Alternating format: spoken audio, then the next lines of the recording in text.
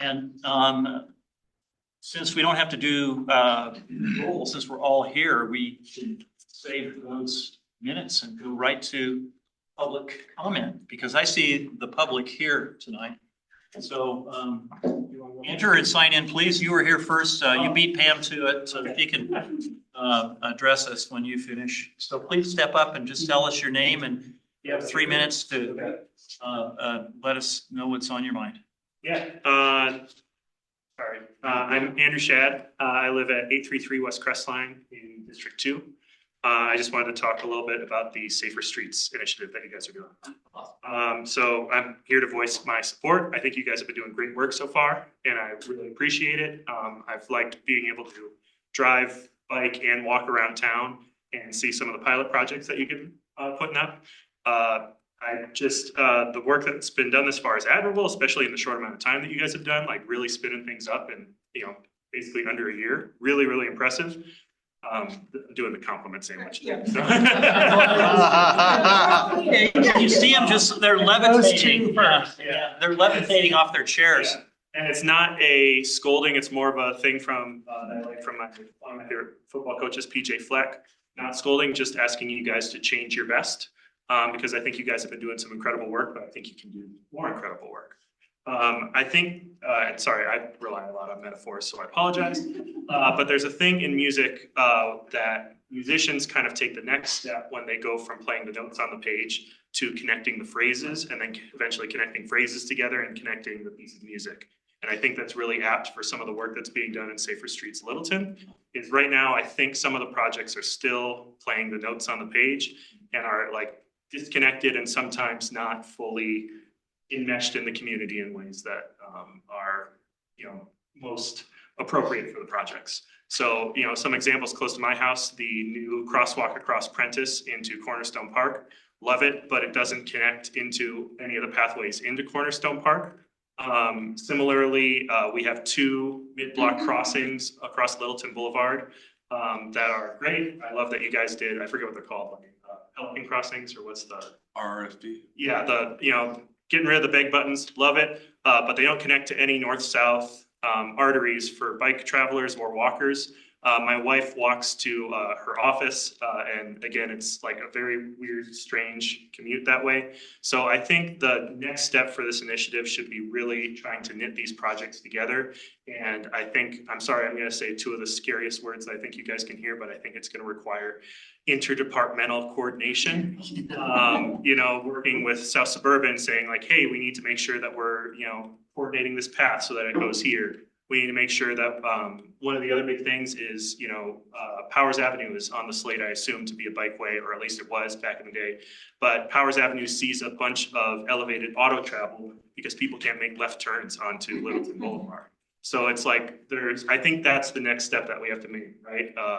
Great, approval for the downtown Littleton project. I love to see the new crossing at Littles Creek Trail, but then it just dead ends into a very rough curb that I've hit a couple times because you're just kind of going across. So I think that's the next step, and I would really appreciate if you guys kind of kept that in mind moving forward. Good comments. I think there's a lot of support for a systems approach. Maybe even the next speaker will use those phrases. Honestly, the staff is on that path too, and we are too. We're looking at all of those things. So thank you for your kind words to them, mostly because they're the workers. Well, yeah, thank you. And again, really thank you guys for all the work you've done so far. You like the pilot projects. Yeah, you can see what more you can. Me too. Keep coming back. Now just somebody poke her balloon so she comes back to Earth. I just stepped up, but. You know the drill. Okay. My name is Pam Chepburn. I live a block and a half from here. And yeah, I echo and carry on from that. So I want to ask that the city management and staff support a system analysis and integration of the city's future transportation network approach. And tonight's presentation supports this. It's great. Thank you. Connectivity is #1 in the package. And goals and objectives, implement a systemic approach, although to me that's different than systems. I'm going to suggest that you also include, you said bikes, pedestrian vehicle. I want to see public transit included in there. And what is TMB's role? Our problem is that management hasn't integrated all of the resources we have. That's the technical expertise on staff, but also on the boards and commissions. And frankly, if I were the manager of the city, I would make the tasks that we have to do and then say who are the boards and commissions and departments that have to contribute. Right now, we are so stovepiped, or whatever you want to call it. It's terrible. And that's a management obstacle that we have to get fixed. But examples of problems are Project Downtown, Littleton Boulevard, economic development are all doing different things, which is insane and terrible, and it's resulting in really bad proposals. So I'm going to say, I've said before, the fastest, cheapest, maybe as highest return is a circulator community trolley up and down Littleton Boulevard through Main Street and back and forth. It builds community. It is the first and last mile solution to the RTD light rail and bus stations. It connects locals who ride on shuttle buses. I'm going to tell you, it's a pleasure to ride. It benefits the lowest income residents because it should be free. Spreads out parking opportunities. It's free. Well, but the trolley should be, the city should supply it. And that's, you know, I've seen that in 2 other communities, paid for by the lodging tax in the city, by the way. Arts and culture should do that. Details later. And it's a small business booster. I mean, it does so many things. They want $2 million just to do the next step of Project Downtown for $143 million. This is outrageous. When we have these other solutions really available to us that are better in all ways. So anyway, there's all these economic incentive stuff. Littleton Boulevard, sub-area plan, community development thinks they're doing Project Downtown. These are too scattered and we just really need to bring it together. So what is TMB's role? What is everybody's role? We should be teams. I'm going to tell you, you know, large technical institutions have figured out how to do this. Our city has not. I sympathize with you, but I want to support you entirely in the direction you're going. Thanks very much. Thank you, Pam. Good comments as always. Appreciate that. All right, so I think that's fair to respond to some of those and say, appreciate those kind of thoughts. I think we're seeing a lot of really good things happening around the city, and it's sort of everybody's job. It's nobody's job to be the entire architect. We don't have an architect of all of these things that could do it all together. So it sort of falls to us individually to try to help think about how we connect the dots and make it more systemic. So I don't know, in the future, that might be something that we think of a little bit more, that maybe there is a transportation architect that would be responsible for integrating these things.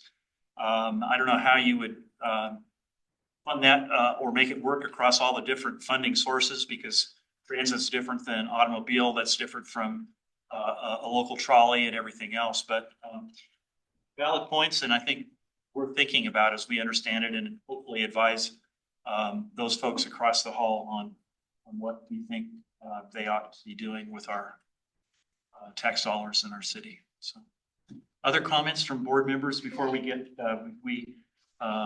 jump into tonight's agenda? I think it's great to see more public coming, and I noticed that it's really correlating to the activity and the safer streets. So I think that's positive because people are taking notice, and you're actually putting out something for people to respond to.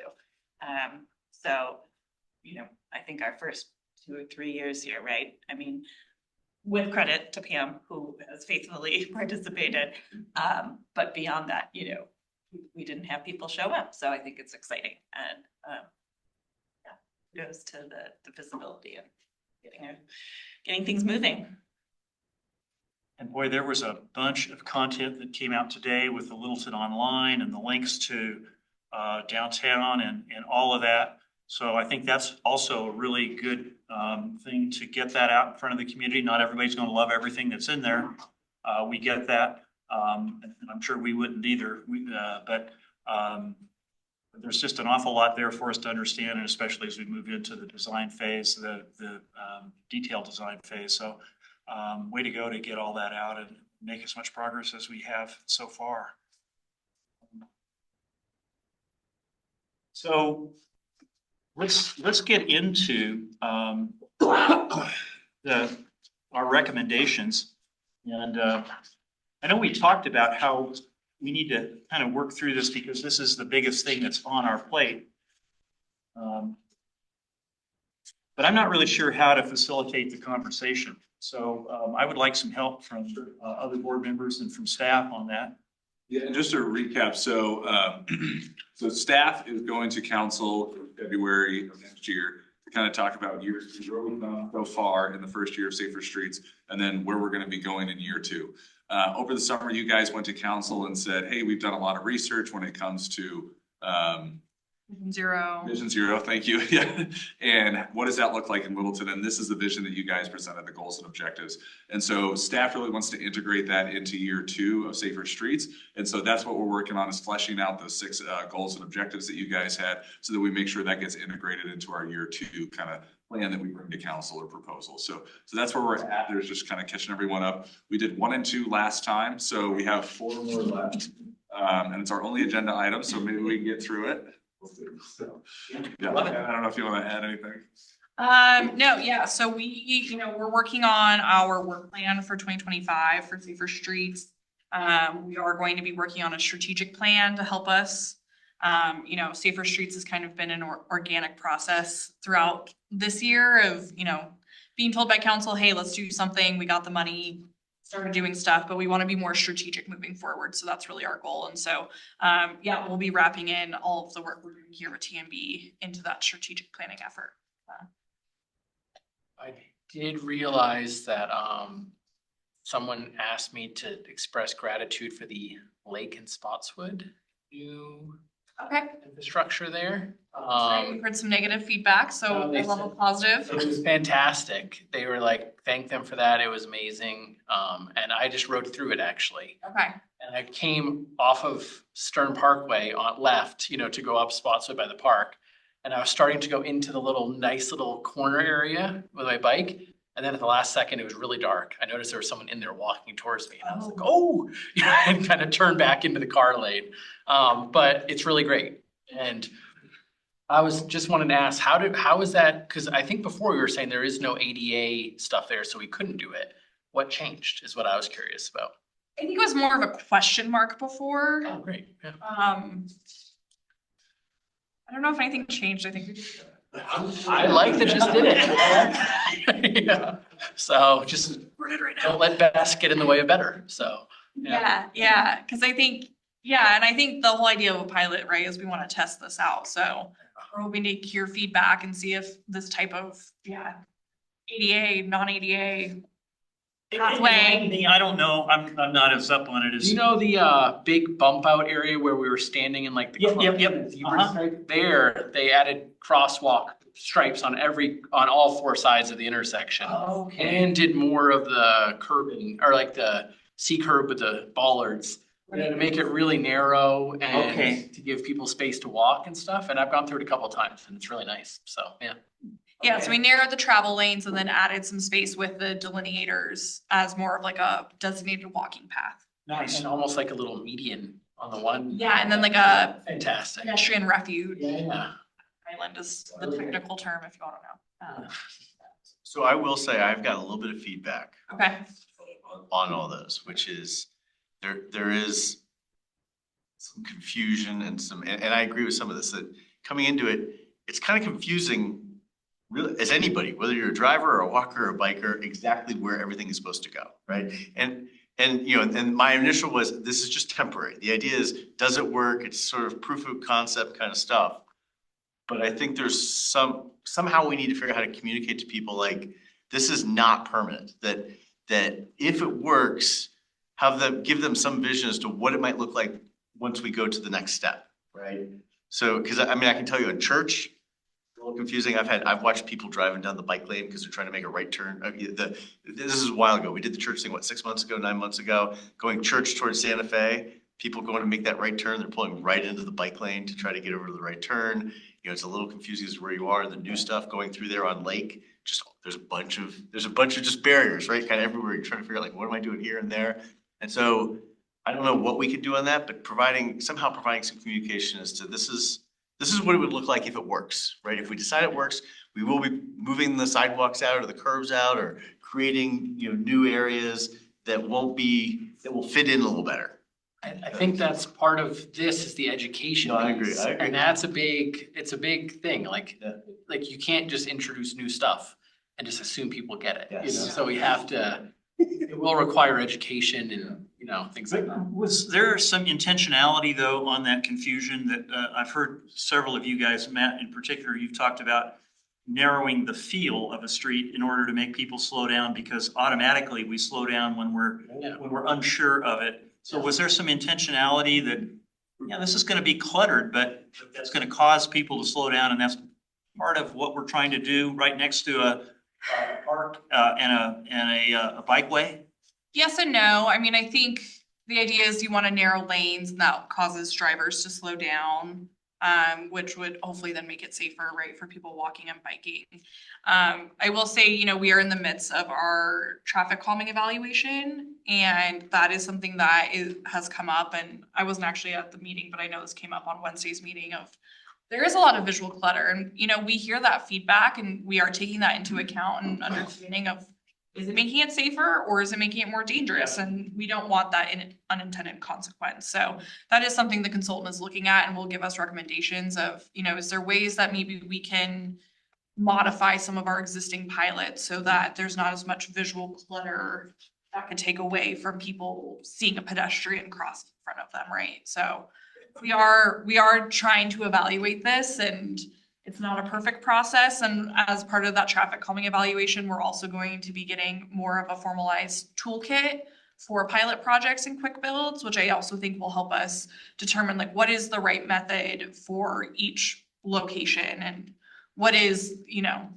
what's the right way to do this. So Yeah. We had that person holler out that he had to go too slowly with his truck around it. And I think that people are slowing down when they first encounter it. I think that your all's data suggested this on like Windermere and a few other spots where they go slower at first. And then they just, as soon as they get comfortable with it, they go the same speed, you know, and so it seems like it may be a good first step and test, but not the end result, you know, yeah. And there's a lot of data out there showing that in order to really slow down speeds, you have to have some sort of horizontal or vertical deflection. So that is something that a lot of our pilot projects, maybe we're narrowing lanes, but we're not doing the horizontal or vertical deflection. So I think that's kind of the next iteration of our pilots is adding that in. What does that mean?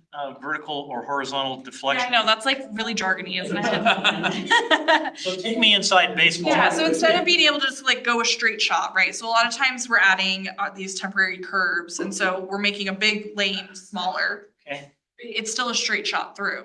Yep. You can still fit through. So instead, if it's a horizontal deflection, it could be a chicane or something where you have to move Thank you. over Got it. in some. I know what chicane is now because I've been educated in the last few months. Yeah, so you can't, it's not a straight shot, right? You have to pivot somehow. And then vertical is more of like a speed bump, right? Like, yeah, Thank you. raised crossing. All right, I'm on the jargon now. Yeah. Got it. Flyovers? Yeah, those are cheap. Oh, another note too, now that we're saying this, is that I went to the meeting about the apartment complex behind my house at the end of Dry Creek that's potentially going in. And the developer of that, I said something in favor of development, so he came up after and said hi and said, hey, he said, if you can think of ways for us to make Fremont safer, we're willing to spend some money on that. So I don't know if you two are the right people to say that to, but they were like, you know, maybe a raised table crossing for the Highline Canal. And then they said, I brought up how at the bottom of the hill, there's not ADA compliant ramps, so we only have 2 crosswalks.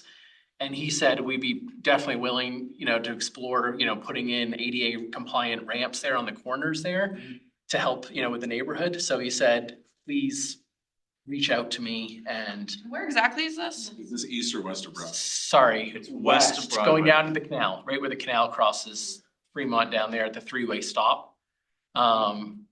Terminating into Easter Ave. Right there, they were saying we're willing to do a few projects to try to mitigate our impact and make it better for the residents. Yeah, great. We should definitely.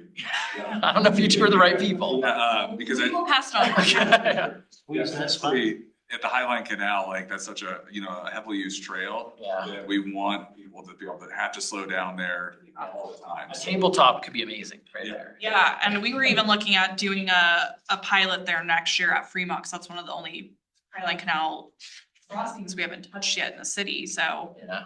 you go straight to a permanent installation, which is what we want in long term would be great, so. Yeah, we'll pass that on too. Sorry, we were chatting about this and then we kind of went into it. All right. I just was gonna recap what we did last time.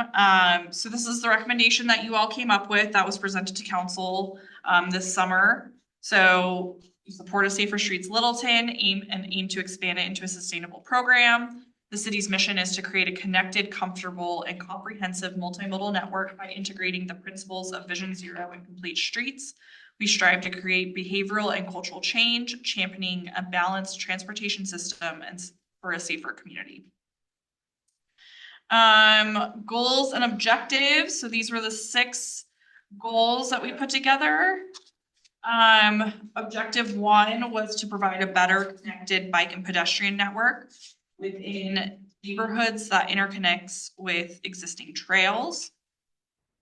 And so our exercise, if you remember, we're looking at what we're already doing, what we've already completed, what's upcoming, what we're missing, some funding mechanisms, and then TMB's roles. So on this one, we're doing a lot of grant funded projects. We're hitting 12 of those 15 high injury network locations. We're doing these pilot projects, quick builds, projects like Project Downtown, our traffic calming evaluation, schools and safety. Things we've already completed, that includes our trail connectivity study, Broadway corridor study, Kettering and Gallup Parks master plan, and our school route wayfinding project. What's upcoming is our ATIP corridor studies. Still have not heard back on that yet. I have a feeling we're gonna hear back sooner rather than later, but Little bird talk to you? just news, you know? News, yeah. So, Is that national or is that local? federal. Federal, okay, so it could be in flux. It could be, so that's why I'm thinking we'll hear about it sooner than later, because we're Okay. trying to get out money. Trying to spend that money. Try and spend all the money we can. Yeah. Littleton Boulevard sub-area plan is coming up in the new year. We have 3 grant funded projects we'll be doing next year as well. Ongoing school route work and then the TMP update. Things that are missing. We were talking about defining like what does a network mean? What is the vision of bike ped, of the bike ped network? Evaluation of projects, a published bike map. Some funding mechanisms is grant funding, debt financing, the 3A sales tax. And then what is TMB's role? So identifying priorities for the TMP update, which is scheduled for 2026. Talk with the community about the current work, working with other boards such as the LDDA, Next Gen, city board meet and greet, roundtable panel events sometime in the spring to talk more about this. The question is Next Gen, is it only for young people in Littleton, or can people in the surrounding communities participate? I think it's just Littleton. I'm not sure though. Okay, interesting. I think because it's a city board, I would think it's just Littleton. Okay. I think this board can have members and has had members who are not citizens. So I think you have to have some sort of tie to Littleton, like you have to have a business here or something like that. So a school child, I was thinking of school kids that are Oh, in maybe. LPS schools. Because LPS isn't just Littleton. I just wondered if they would be eligible to be on that. I would hate to publicize, hey, why don't you, go to the schools and say, why don't you get involved in Littleton Next Gen, only to discover that only some of the kids in the class could and Okay, the website says the board is comprised of individuals between the ages of 16 and 36 who live, work, or attend school in Littleton. Perfect, thank you. All right, thank you. All right. Than I thought it would be. Yeah, well, this, you know, speaking of not very exclusive boards, this is one that they'll let anybody on. All right, recap of goal number 2, improve sidewalks for all citizens and especially for vulnerable users. This includes improvements in sidewalk condition, gaps and crossings, review and refresh city sidewalk program. So we talked things we're already doing. We have our miscellaneous concrete projects, which aligns with our pavement management program. And then we have our concrete rebate program. What we've already completed, we've done our ADA transition plan. We did have our CBDG sidewalk program, which ended, to actually help fund the Tri-City homelessness, which is meeting next door. And then our Littleton linkages trail study looked at sidewalk gaps and connections. What's upcoming is more of our pilot projects, and then being able to leverage upgrades for sidewalks on existing projects. So things that we're missing. So a map of the pedestrian network, reinvigorate the rebate program to allow HOAs to participate, and then look at high priority pedestrian areas such as school routes, bus stops, commercial areas. Some funding mechanisms, allocate a percentage of the budget of infrastructure to sidewalks, maybe implementing a sidewalk fee and looking at HOA funding. What is TMB's role? Advocating for funding, recommendations to council.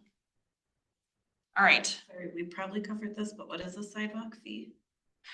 So certain cities have implemented a sidewalk fee, and so every homeowner receives a fee to help pay for it. Thank you. So Inglewood has one, Denver just passed one. How would we bill that? Just the same way like you bill sewer or something like that? Or would it be? Yeah, you're in Denver, they do it right. Yeah, it's just an invoice that says, hey, this is what it's for, this is the amount, and this is. Well, as a board member on an HOA, I can tell you just how popular it is to take a big upper to your membership committee and tell them about it, but sometimes you have to. I mean, we had pretty good reasons for why we had to do what we did. But the other side of that too is that right now we're excluded from participating, HOAs are excluded from participating in the city's rebate program, so that we would get a reduced rate on fixing the HOA side. There you go. Yeah. Yeah. Yeah, I think there's definitely more exploration needed around the sidewalk funding. So we should do the minimum right now and wait for a better deal down Oh, the yes, stream. absolutely. All right. Thank you, Are Ebenezer. we good on these first 2? Let's dive into 3. So goal. Good summary on that, by the way. Thank you. That made us look like we really did good work. Yeah. You're welcome. I read off the screen, but. Okay, goal number 3, public communication program that articulates benefits. So this included provide timely press releases and updates regarding Safer Streets Littleton, transportation safety to other community benefits, provide opportunities for community feedback. So looking at what we're already doing.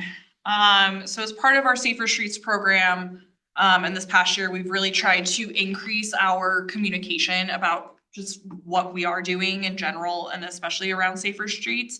And we've really increased our coordination with communication. So, you know, we had David and Shira come a couple months ago. David is involved with a lot of our meetings. Like we had our traffic safety committee meeting this morning that he now regularly attends.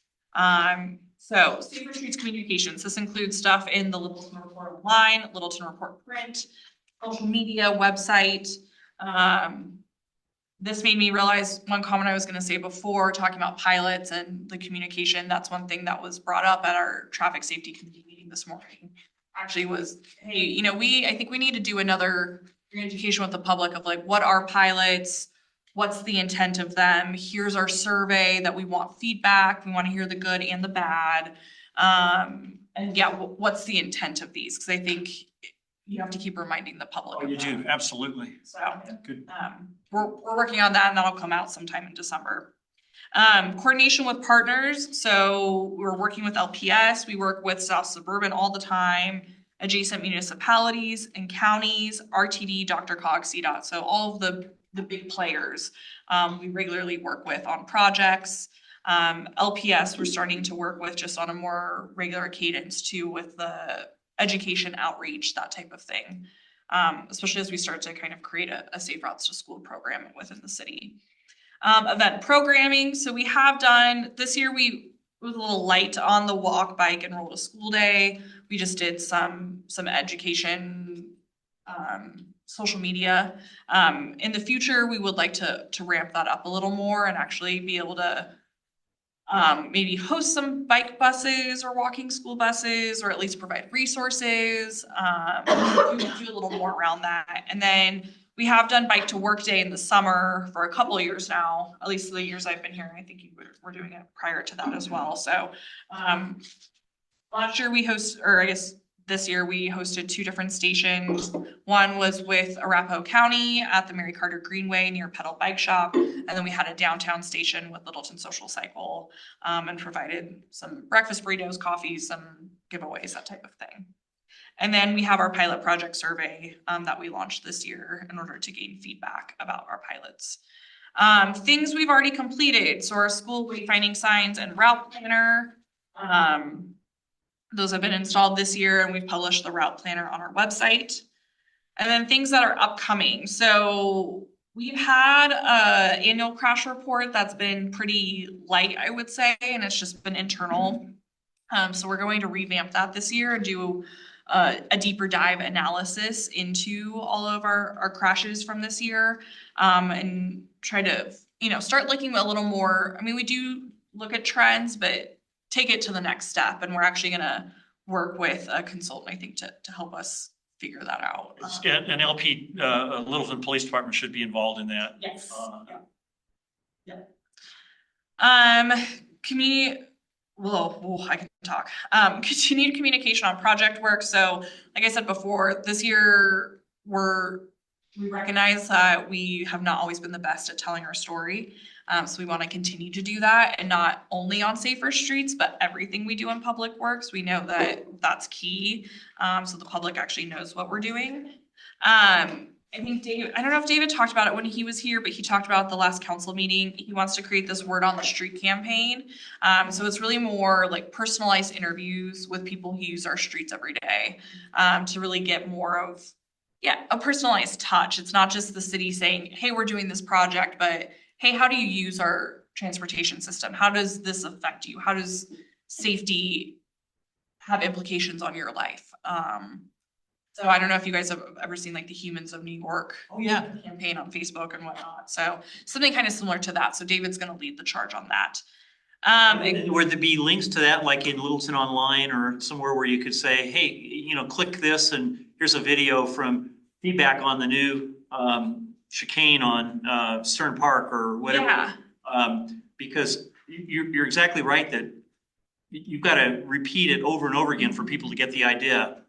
We're trying to make it safer. We're doing these rapid response proof of concept, you call them. That's a good description of what we're doing. So a little click on video sometimes I think helps to link people in, and they can sort of see what's going on. Totally. I think that's a great idea. And I know Emily's been working a lot with David too, to kind of expand, I think, our social media presence. And Tyler, who works in communications, does all of the like around town with Jim videos, which are great. And so I think he's a great person we can utilize at the city to help do more of these like video type things. So,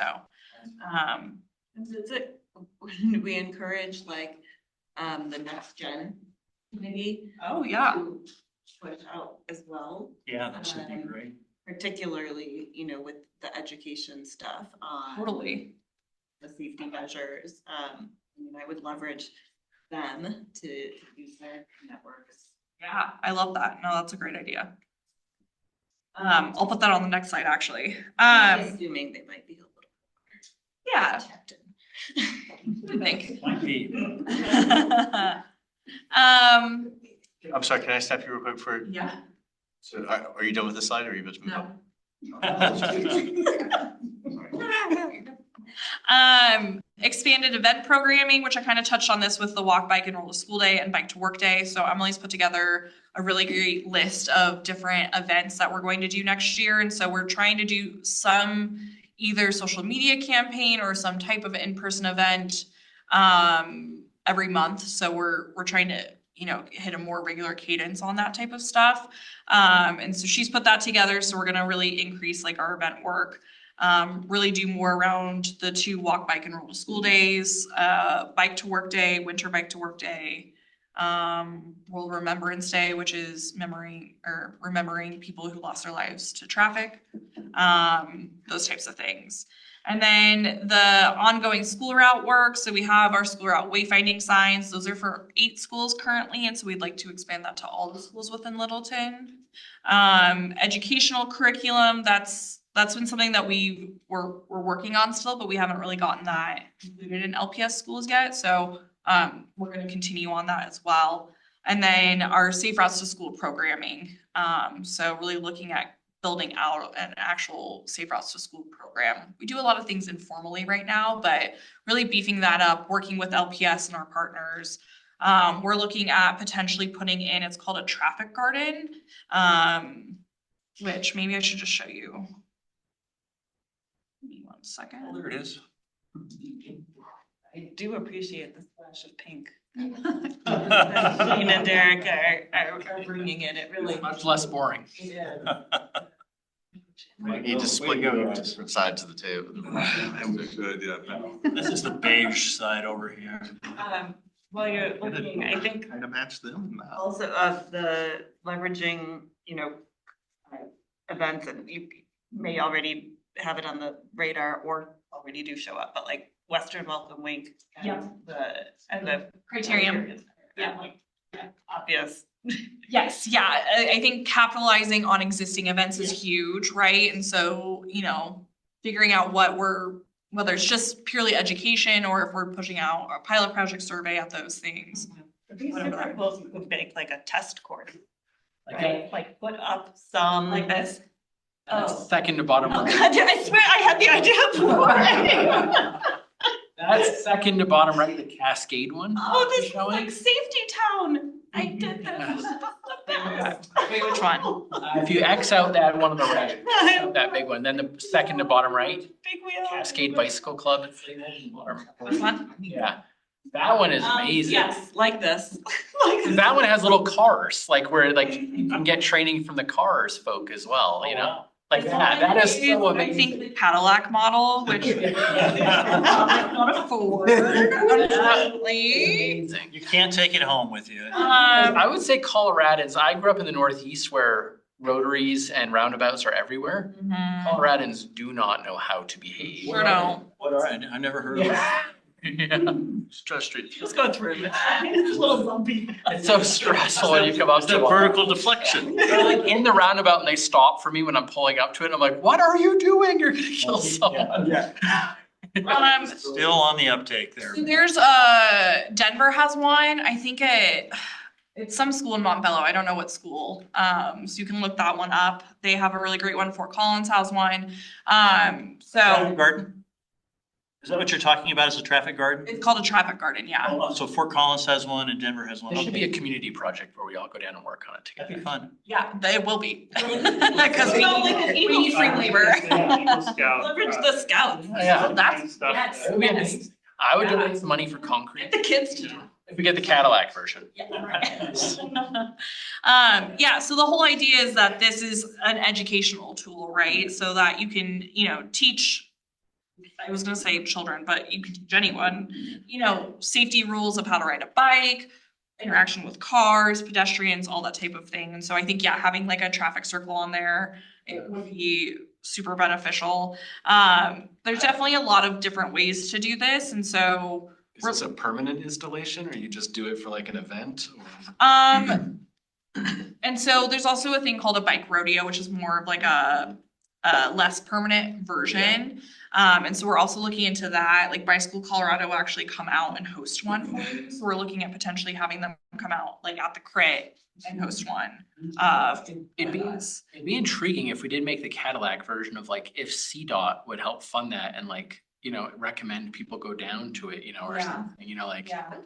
That could be compelling. And like schools, like my kids are age where they're all going through driver's ed right now, it feels like, 3 of the 4. Yeah. And they go on like this 6-hour driving with the instructor. Yeah. And it'd be really cool if they we had a situation where like those programs paid a little into the city to help pay for it. And they could go in there and teach them like the order of priority and things like that, that could be compelling. Yeah. Or Dr. Cog is a regional. Yeah. Seems like you could also do an online, a simulated version pretty easily too, like a Video game? Oh, video game. Like in Minecraft, we build it in Minecraft. And then Build it in Minecraft? Fortnite. You could eat that. Yeah. On the warthog up toward. Yeah, more of a technical question, but like something like this, would this be something identified more in like the safety action plan, or is there a specific mechanism you would recommend, taking these types of recommendations and put them into? Yeah, since our safety action plan is a little grouped in with the TMP update, which is not until 2026, I think this is something we'd include in our Safer Streets strategic plan, that effort under like Safe Routes to School programming. To answer your question too, Michael, we're looking at depends on what you call temporary, depends on what paint you use. If it's more water-based, then it is more in theory temporary, or if you use more of like a thermoplastic, or there's lots of different asphalt paints out there. And then whether you include bollards or concrete or whatever it is, it can really go either way. We are looking into a grant to potentially fund this through CDC, I want to say. It's through the CDPHE, which is Colorado Public Health Department. And they have a grant opportunity through the CDC. So we're potentially looking at that. We're trying to figure out locations. And then, kind of depending on location and how big it is, you can really figure out what you can and can't do. So it's in the works. I'll say that. Empty football field.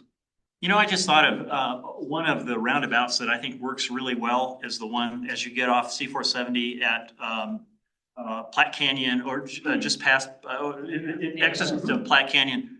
But I take that quite often and it works beautifully. I agree. So Colorad's maybe can learn. So I speak up for my people. Not from what I've seen. Not completely irrefutable. Yeah. You are and how far it is to Starbucks. and I guess kind of here of what's missing. So much of this is on education of like riding your bike or, navigating, but there's a vehicle driver education component, and which might be a little bit more difficult to navigate or figure how. But I think that's, even to the extent, you mentioned driver's ed, I'm like, oh yeah, who sets that curriculum? That is true systems thinking, totally to get that far of a reach of like, what are we teaching in driver's ed? Totally. Field trips for schools to go down there, and go through it. Like it could be. Well, and I think there's an education component too of not even just new drivers, No, but existing drivers. Yeah. Absolutely. For sure. Well, one thing that I was thinking of the other day is when I get up to like a 4-way stop or something, or if cars falling behind me and I'm on my bike, I'm thinking, do I use the bicycle signals? Because my guess is that they don't know them, right. and I'm like, what do I do? So I just point where I'm going. Because I'm like, that's That seems universal. more like. But we have to do better at this, I feel like, as a society, and like make it pretty standard and consistent, so. Yeah. I know you've had it where you need to make a left and that just discombobulates. Oh, yeah, I'm just like. Can't figure it out. I do that actually when I go through Kaylee going north on Gallup.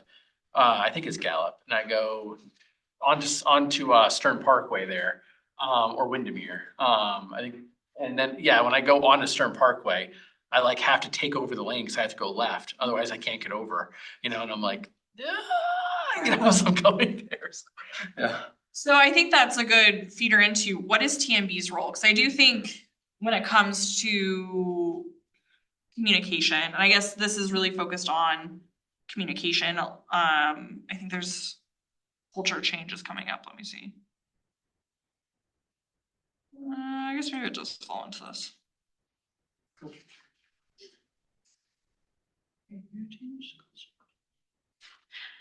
What, I think. Sorry, the words are forming, I promise. There's only so much, I guess I don't want to put it that way, but I think especially when it comes to like the education communication piece, like there's obviously a role that the city plays, but I think there's a big role that this group can play too, right? I guess what all do you think that looks like? I think we could spend a whole meeting on public communication program and like how to like, I don't wanna hijack. No, I think that's a your great all's suggestion. authority. I mean, do like But- a network. Come on, don't, Right? you're killing me, man. No, I do think maybe like doing a meeting on that and then also even potentially like, for instance, there was the like reaching out to Boy Scouts and all those different groups. Like we could even just have a working, like half of it, we could talk and stuff, and then the other half, we could have like a working session of us reaching out to these individual groups to try to pull all the groups together, to say, hey, we would love to collaborate with you all on figuring out how we could do something like this. The Eagle Scouts, the Driver's Ed, the LPS, different A stakeholders. study session. Yeah. Or like, I would say a work session. And to build on that, if we could have a takeaway kind of a pitch, we spoke earlier about how it's important for the city to say, here's what we've done. But maybe as a board, if we had just a little capsulized presentation that we could take to like our HOA annual meetings, to our, if any of you are in Holiday parties. yeah, the holiday Boy party, yeah. Scouts to like the Elks and the road and those types of guys. Anything that you're in that's like that, that I think just to sort of say, hey, can I share with you what TMB is focused on, what we're doing, and how we're trying to grow the city to make it a safer, more integrated traffic network and transportation network. Vibrant Littleton has 4,000 people now signed up to get our messages, so. Beautiful. And we could use that as another, element. I think that's great. Anything that we have like that to sort of activate our own networks, large and small, to just say, hey, we've been around for, 5 years, Kelly? And we should, let's say, here's how we sort of have gotten our stride, and here's what we're doing. I think that's maybe we can do that, because I do think we all feel like we'd like to do more. Yeah, so I think maybe it would be like us all just network mapping, right? Of like who do we know, or what are you involved in the community? And then I feel compelled to say you should put Scouts in with. Thank you. Yes. Of course, Scouts. Scouts, right? Scouts works. Oh, okay. Yeah. No. Next time. I don't pass a note, Yeah. like, or just. So can we leverage the communications team to help us put together a presentation like that? I mean, the logistics of it are probably a little hard, but I think, like the coordination meetings, we have once a month. We could have David come to one of those. So if you guys had some ideas fleshed out in here and then you guys brought those, and then, we could all work on it and then bring back a draft. Maybe we could do that, Jeff, you and I, and then have him come to that, have David come to the, our next, or a future planning meeting, and have him help us. Because I'd love to see us roll that out early next year, and take it to every forum we can think of, and communication channels, and Perhaps just you and I meet with David. We don't have to wait for one of our coordination meetings. We We just could said do that. I'd be up for that. Even email or I just something. thought, we'd bring these, these two They want superstars with us. They'll be optional on the Optional? invite. I like that. Optional on the That's invite. true. They want to, they And can. you're empowered. I like that.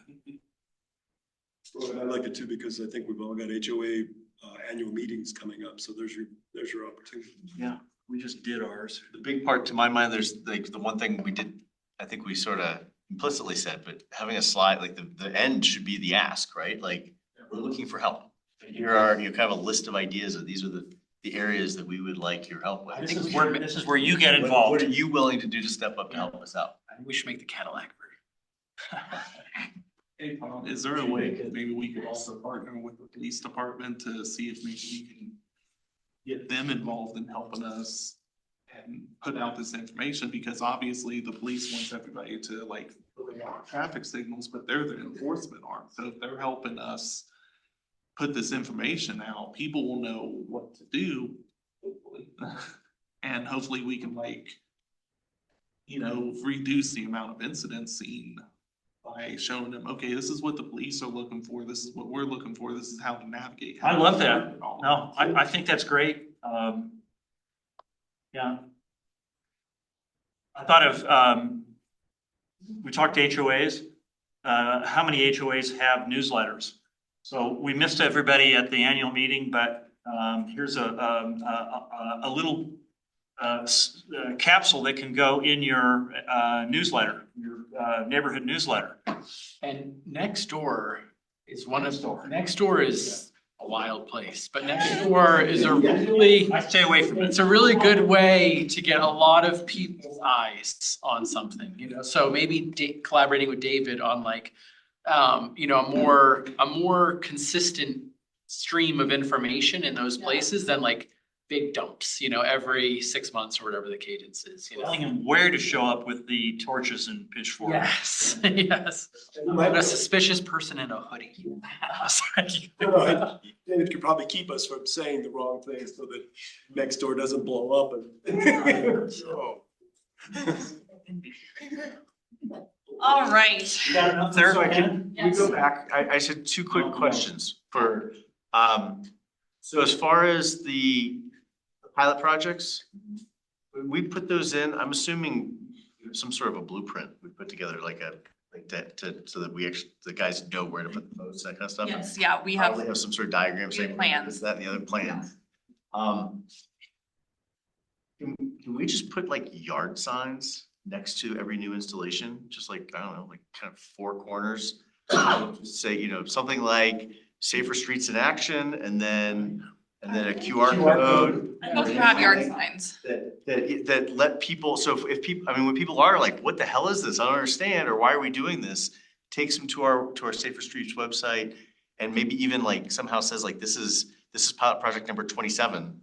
And they can go pull up that plan and actually visualize it, go, aha, hopefully they go, aha, maybe they go, this is crap. But they go, I can see what this is supposed to do, but just help people see quicker Yeah. if they want to go into it. We currently have yard signs that are generalized for all pilot projects that just have a QR code to the pilot project survey. Yes. I'm just picturing like, this is pilot project number 27. Yeah, yeah. People really want to know what's going on at Spotswood and Lake, they can go click on it and see the actual plan. Because for me, when I start seeing that on paper, I start to get a better sense of what we were trying to accomplish. Yeah. Yeah, the overhead of it was how I figured it out. Yeah. Yeah, exactly. Well, right, and True. I mean, absolutely more labor intensive and time consuming. I'm thinking of, remember when they did that graphic showing how the thingy. Quad road. Yes, how the quad road would work, right? I mean, this does stem to education, if that link took you to the overhead and then you literally could see, the car navigate and how the car, scenario it, right? Like, Yeah. here comes the Yeah. person, here comes the car, like, watch how they do this. So, yeah, a lot of work, but Yeah, those videos are a little costly, but I get it, yeah. with AI, I'd like to put together like a one-page white paper, probably do that pretty easy. Yeah. Get close enough that we can take that, right, not just spit it out, you have all these words that don't make sense, but take that and then it creates the framework. It's not a bad idea. Yeah, and I'm even thinking it would be cool if we could have like on our pilot project or on the Safer Streets webpage that has the pilot projects, like a map of all of them, and then you could click on it and then like the plan set would come up. There's totally a way to do that. Yeah. So So that was, the wheels are turning. yeah. Well, I mean, even on the downtown thing that came out today on Littleton Online, when you do that, you know, the different features of the village, the story map Yeah. comes up and gives you more detail. So you've already got the recipe. I don't know if you've got the funding to do it again, but Totally. Well, and we can do, yeah, I mean, a consultant did put that together. We have that technology in-house, right? It's just the time and the expertise of being able to do it, but we have some smart folks that work here, so. it's cool. My experience, if people have a problem with something or they're not sure, or they're in the middle of something, it's real to them and they want to look at it. If we can take them to that, but it's also as part of the bigger website. So if they are like, oh, how's that work? Then they can like back out. But giving them, go to saferstreetslittleton.com, then they're starting at the beginning and they have to work their way through. But if you take them to where they are right now, like this is my current concern, it engages people quicker. Yeah. So that was one question. Let's say, and there's more on that. Next one's totally different. Because you talk about the annual crash reports, which we need to do. Given that we're not technically Vision Zero, we're not officially Vision Zero, but we're technically Vision Zero. What are we doing on reporting on fatalities and major injury crashes in the city? I think we should still have a dashboard. You know, like- I absolutely agree. And my understanding is we've had a couple in the last few months, right? Didn't someone get hit on Littleton Boulevard? Someone got hit on? We've had 2 this year that are both motorcycle fatalities. So I think 2 things. Public wise, we need to figure out a way to be. Yeah, yeah. But also for this group, you're now sort of kind of owning this Vision Zero thing. I feel like we should know about those when those happen. Yeah. And so making that almost like the first bullet point or one of the first few bullet points on the agenda for the month afterwards, just a 5-minute, 3-minute version of here's what happened. Where? I still think too that like for saferstreetslittleton.com, I like this idea, you know, like right at the top, having a dashboard of like how many fatalities, how many serious injuries, how many miles of trails do we have? How many miles of protected bike paths do we have? How many, you know, and go and like give a report card. I still really think we should have an up in front center report card, you know, and that could be a really good way for the public communication side of it to say, you know, right underneath that report card / dashboard is then like the map or something like that, you know, of all the projects, you know, and it could be a really powerful communication mechanism, I think. Yeah, this is making me think, because right now our Safer Streets, it's one web page, right? And I think there's a ton more information that we could have out there. That's not just all on one web page that you have to like scroll through. Sidewalk report card. Does LPD have a dashboard that shows what they do every month and Like of enforcement? crashes, citations? No, so for the meeting we had this morning where we meet with PD, we have an internal dashboard where we track issues and it has crashes on it. We've been talking about making a public facing version of that. It's a little bit complicated because some of it, it's all, I guess, publicly accessible, right? You could go request a crash report. I don't know if they would give you everyone's info, but we don't necessarily want to put that in a. No, you don't want that. No, we want a high level. D2 access, so. Yeah, and I think so for the annual crash report, we're going to need to hire a consultant to help us with that. And I think one of the things we want them to help us with is what will be an external facing document, right? And then what would be more of an internal facing document? Because like right now, everything's internal. So yeah, how to figure that out and create a template to move forward. I could build the report card, like from a web technology perspective, I could build that. So like that could be a Littleton open source project, you know, where people collaborate, you know, and the web team, you know, is the people who approve or don't approve, you know, contributions. But I have some expertise in that if interested. So yeah, I think that could be really good. And then one other thing I was gonna add is I really think that society has gone, you know, like there's polar extremes of societies. I think of like Amish societies where someone new moves into their community and they have a barn raising where the whole community shows up and builds the house together, welcomes their new community member in.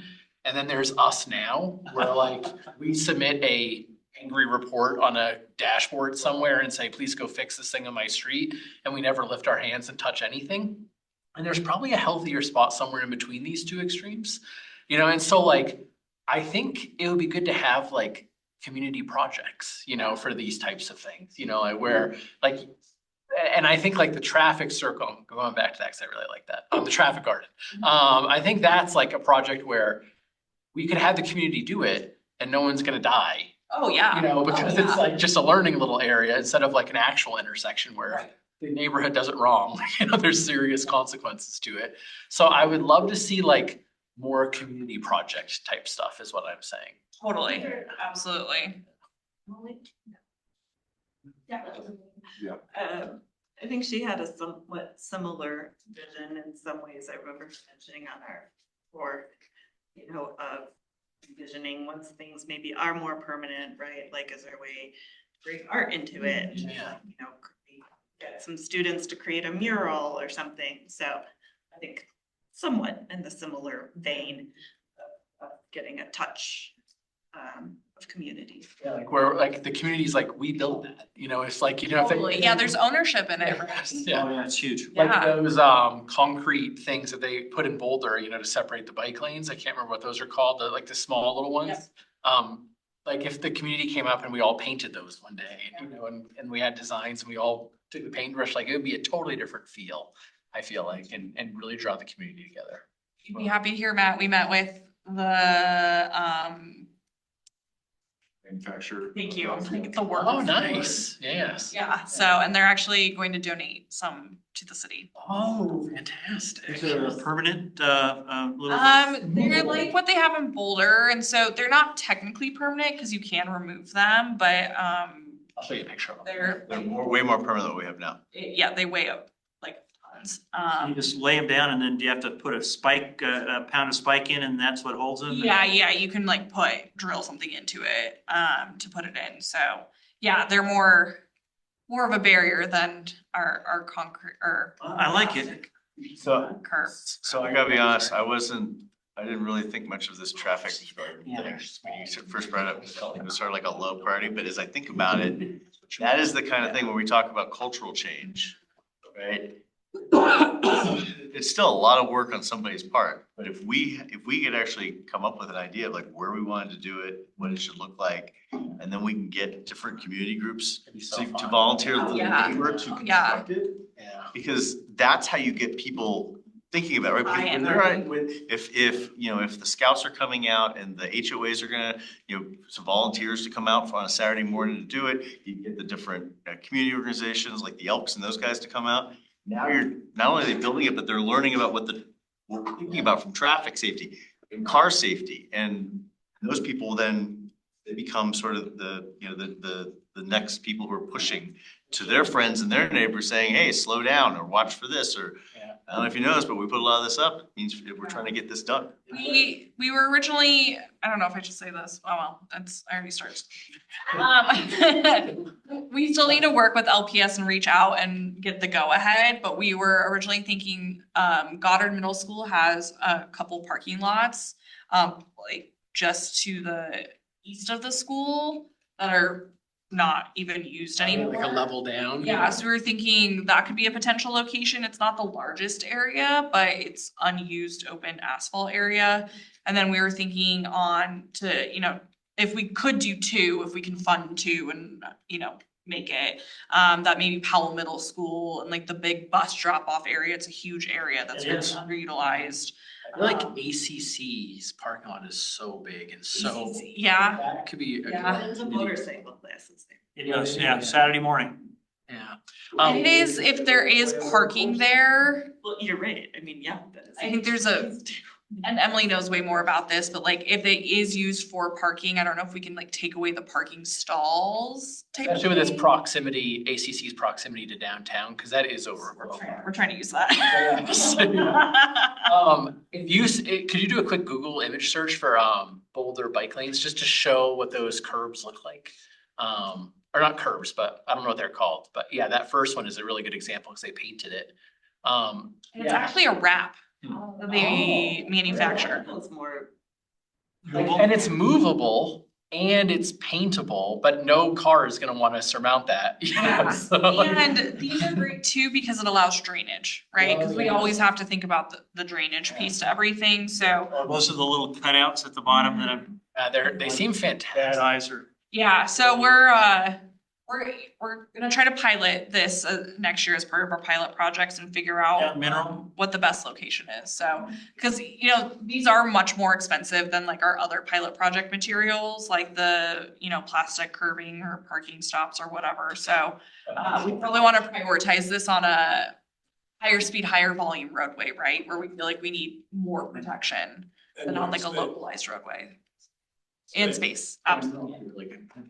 I'm thinking Windermere, like one side of Windermere, cause there's like, for a mile stretch, there's 10 cars parked on there, And it's like, Little Raven is right there, and that could be a good north-south, area, but yeah. Like that section by the park up there, near the city border and everything. At Cornerstone Park, yeah. So that will be a pilot project quick build project. We're trying to get away for our protected bike lanes. We're calling them quick builds because they're not really pilots. They're going to be permanent installation with quick build materials. So that will be installed next year and we already have materials for it. So There you go. not these materials, other materials. And I guess, talking about the organizations, like one that we really should be working with is like the blind school up here and like any of the disability rights organizations, because they do have like a good solid set of rules with like ADA and everything else that not a lot of people are fully aware of. And they've also said that they like things a bit dangerous too. Yeah, So they do. They like to balance They the want- line of yeah. safety and danger. Real world. Yeah, Real world. yeah, That's it. yeah. And then Matt, getting to your Cadillac of the garden, traffic garden. Ask the golf course to lend half dozen golf carts. Oh, yeah, that for could the be cars. Yeah. I think we should get citizens to donate their kids, little, Power wheels? Power wheels when they outgrow them, That would be really fun. Donate them to the city for use at the garden. Throw in some like Barbie Jeeps, Barbie Jeep, yeah, G.I. Joe, We may or may not have a defunct one in our. The weight limit is too exclusive on those, I feel. Get the golf cart. Oh, and you thought we'd get through all three tonight. Yeah, I'll be quiet for a minute. How about we go through them really quickly and then go back and talk? Yeah. No, it's all good. I'm trying to build out. Conversation. Here's how I waited till she was done. I wrote some notes down. No, you did, you were very Thought. restrained. Okay, goal number 4, prioritize school zone safety improvement. So bullet points under this, prioritize recommendations for school zone safety resulting from the traffic evaluation, safety evaluation, increase coordination with local public schools for feedback about traffic safety concerns and needs, review and update speed limits around school zones. Lottie as an example, identify and pursue grant funding for school safety improvements. So things we're already doing. I can now say we have finalized the school zone safety evaluation. Yes, very exciting. It is on our website if you would like to take a look.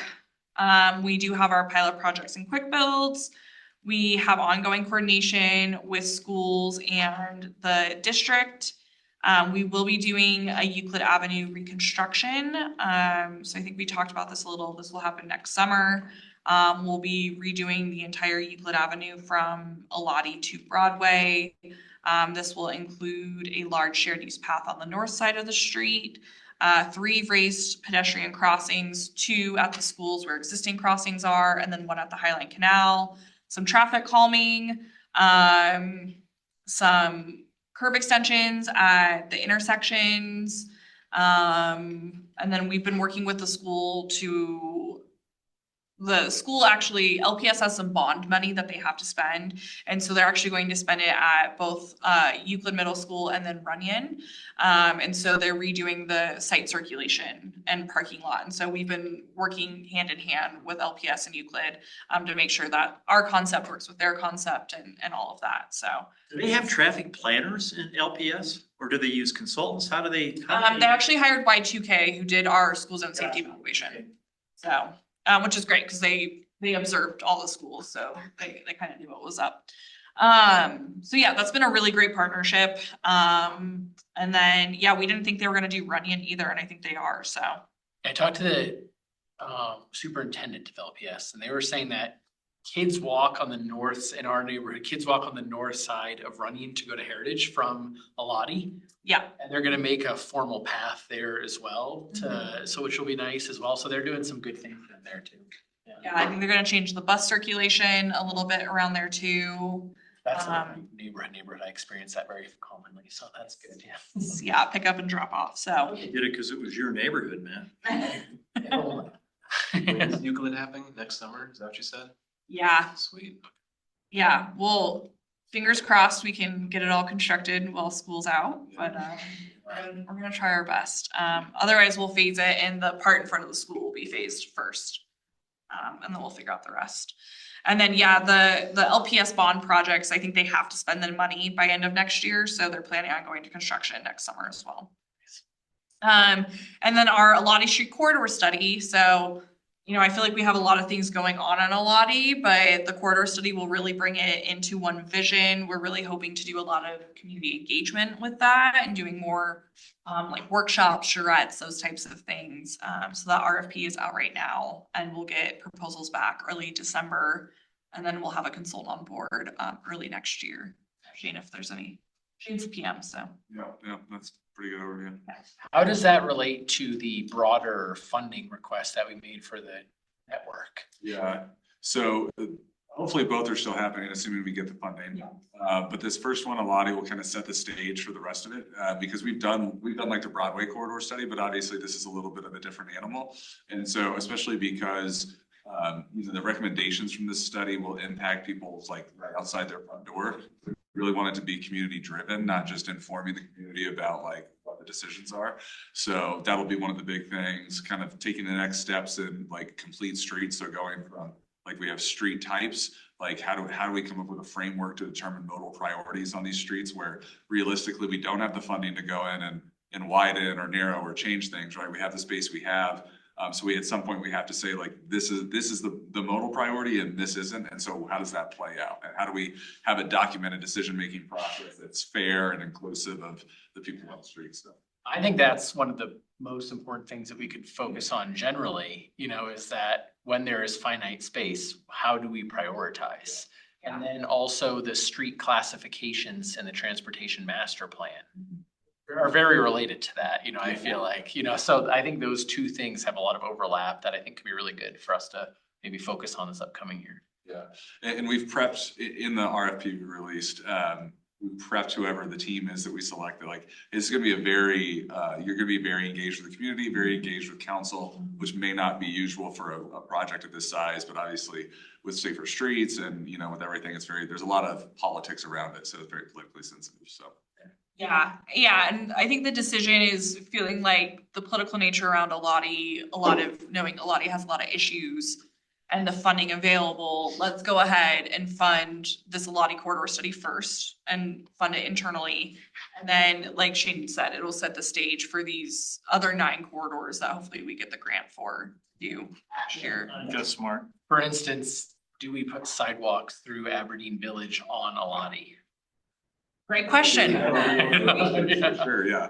Yes. Yeah, and I think there's going to be a lot of talk of trade-offs in all of these corridor studies, right? Because these are where, you know, almost all of these 10 corridors, if you're including Alati, have residences that face onto it currently with on-street parking. And so when we're talking about, you know, what's the modal priority and what that looks like, something's got to give. And so having those conversations, making sure that the public has buy-in is going to be huge to make it successful. And then we also know the cost of reconstructing an entire, 3-mile corridor Prohibitively expensive. is not in our current budgets, put it that way. So as part of the RFP too, we're looking at, okay, what are some like quick build solutions? What are some things that we can do in the interim while we go out and probably have to get federal dollars to fund those? Hopefully those federal programs are long lasting. Yes. Come and they go. When they go. Okay, so those are things we're already doing, things we've completed. A lot of the same stuff, our school wayfinding signs and route planner, and then school pool implementation, that was part of that project as well. And so school pool is a Dr. Cog led program that helps connect parents with each other to help set up carpools. So all of our schools in the city are part of that. Things that are up. Catholic schools? No, not, you're right. All of the charter schools are, but the St. Mary's is not. Things that are upcoming, so we're going to implement the school zone safety evaluation, the 2 LPS bond projects that I talked about, the ATIP corridor studies, and then our Safe Routes to School programming for next year. So, things that we are missing, funding and TMB's role. Well, we're missing funding. I miss funding.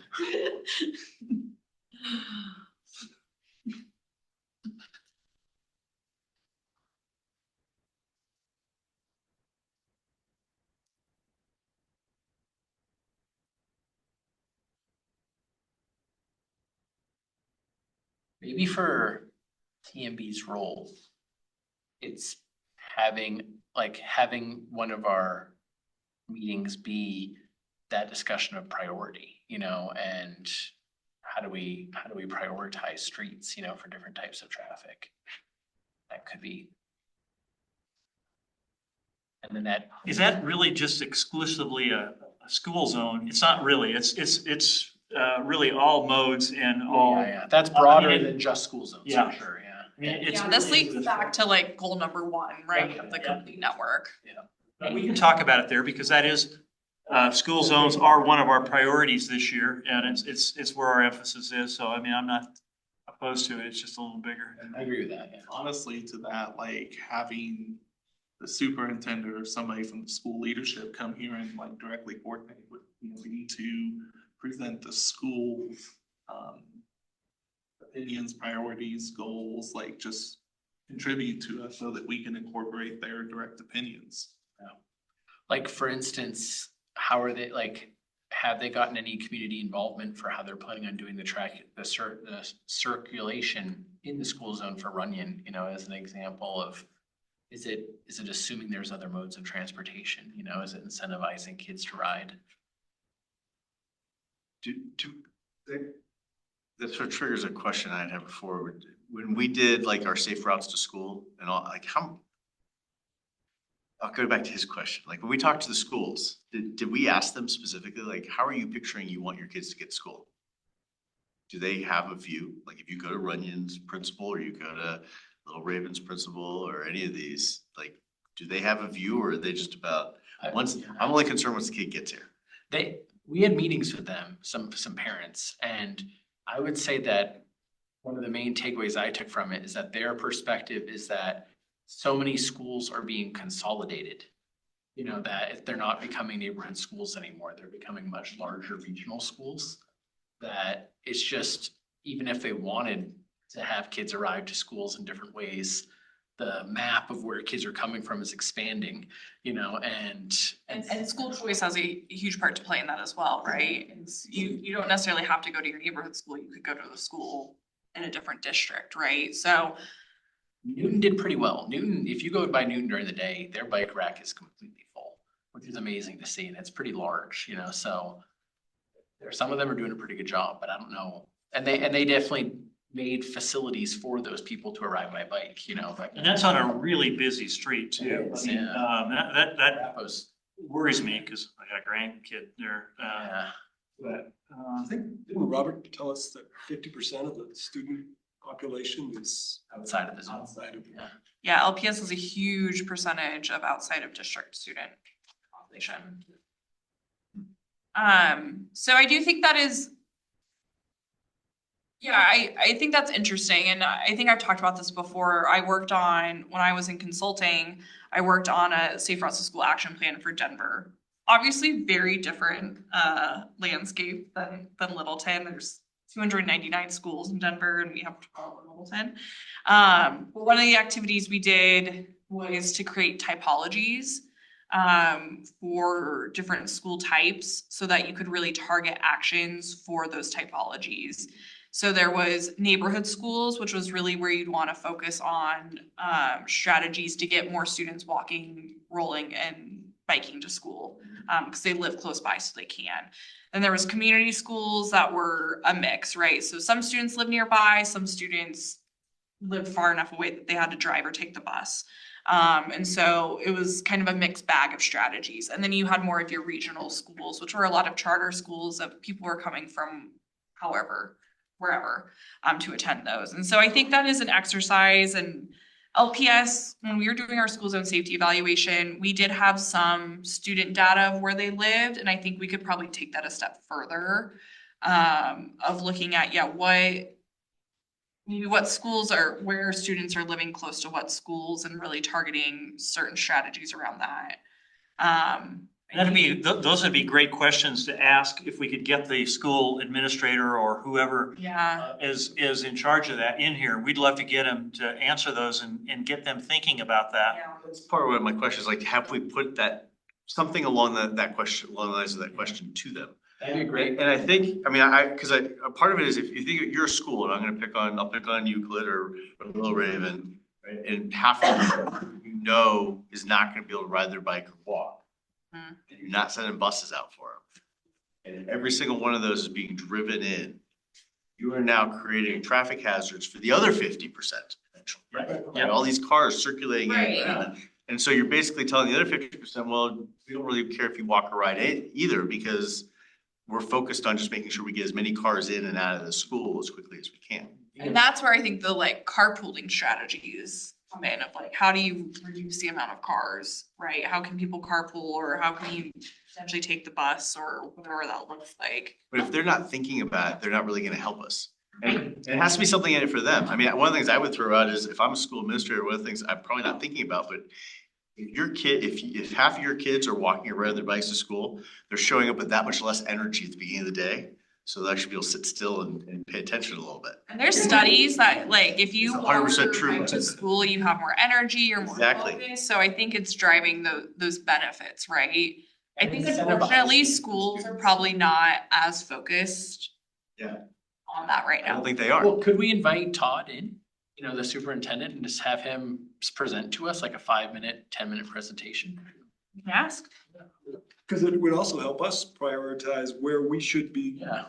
going first, second, and third in terms of our limited budget. Yeah. Which streets, which schools need the biggest amount of help? I think there's parents who would probably like to listen in on that meeting, for that specifically. And don't tell him that, though. Yeah. Let's get him here first. Yes. Yeah, let's not call it a 5 or 10-minute presentation. Yeah, that could be really interesting. Even to know, do they consider, for example, staggering the start times for walkers and bikers versus car drop-offs so that the walkers and riders can get there first? And I don't know if that's doable. Josh Stewart had an idea too of bumping out the drop off for cars one block out so that there's more drop off spots and it distributes it a bit better instead of everything concentrated in one area. And I think that's a good idea. I Yeah. get negged every time I bring that idea up. I think it's good. Last time Robert was like, I want to get reelected. I'm not gonna tell people they can't drive their car right up to the front door, drop their kid off. We Geofence did their reach cars. out to a consultant and asked about that. And there is a lot of challenges that go into creating a system like that. It can be done. It's just very resource meaning like Yeah. staff intensive. You have to like prevent cause people are like, I don't care what you're saying, I'm gonna drive right up. Right. Yeah, you need more staff to be able to facilitate the safe drop off and then walking to the Yeah, school. getting kids from the drop-off point to the school. Yeah, I mean, you want to It can own, be you done. want to own the drop-off It's zone under so the- that you can specify how it's being done. If it's a block away, then it's a free-for-all that's happening without supervision. It sounds like, and the email is in your inboxes now, so you can read it at home. But it sounds like it does work, but it takes a lot of coordination and like the schools have to be on board, the city, local jurisdiction needs to be on board. Residents need to be on board because for those times where the streets are shut down, they don't have access either, right? There's not a special back card that gets you into the school zone just because you're, to or from work, so. Possible, yeah. I think something in what we're missing though, and we've had a lot of conversation about it is, when we talked about modal streets, when we talked about like street design, about how to make these school zones like very school focused, regular residential street may not be the perfect solution, but we need to have something that puts a template out so that we know where we're gonna go in terms of like engineering support, planning, and how does it tie into the overall city system? Like, if it's a modal street where, say, we turn a lane off during school time so everybody can get there, or make it a one-way so that traffic's controlled, then maybe the existing streets can be used in a more efficient manner. That we just gotta look at it in a different way to make it more feasible. I love that. And there's a project for each school, like that is. It's context. It's not like you specific, could yeah. just create a cookie cutter. Yeah. One thing that I would add to what is the funding mechanism is that this is a political question.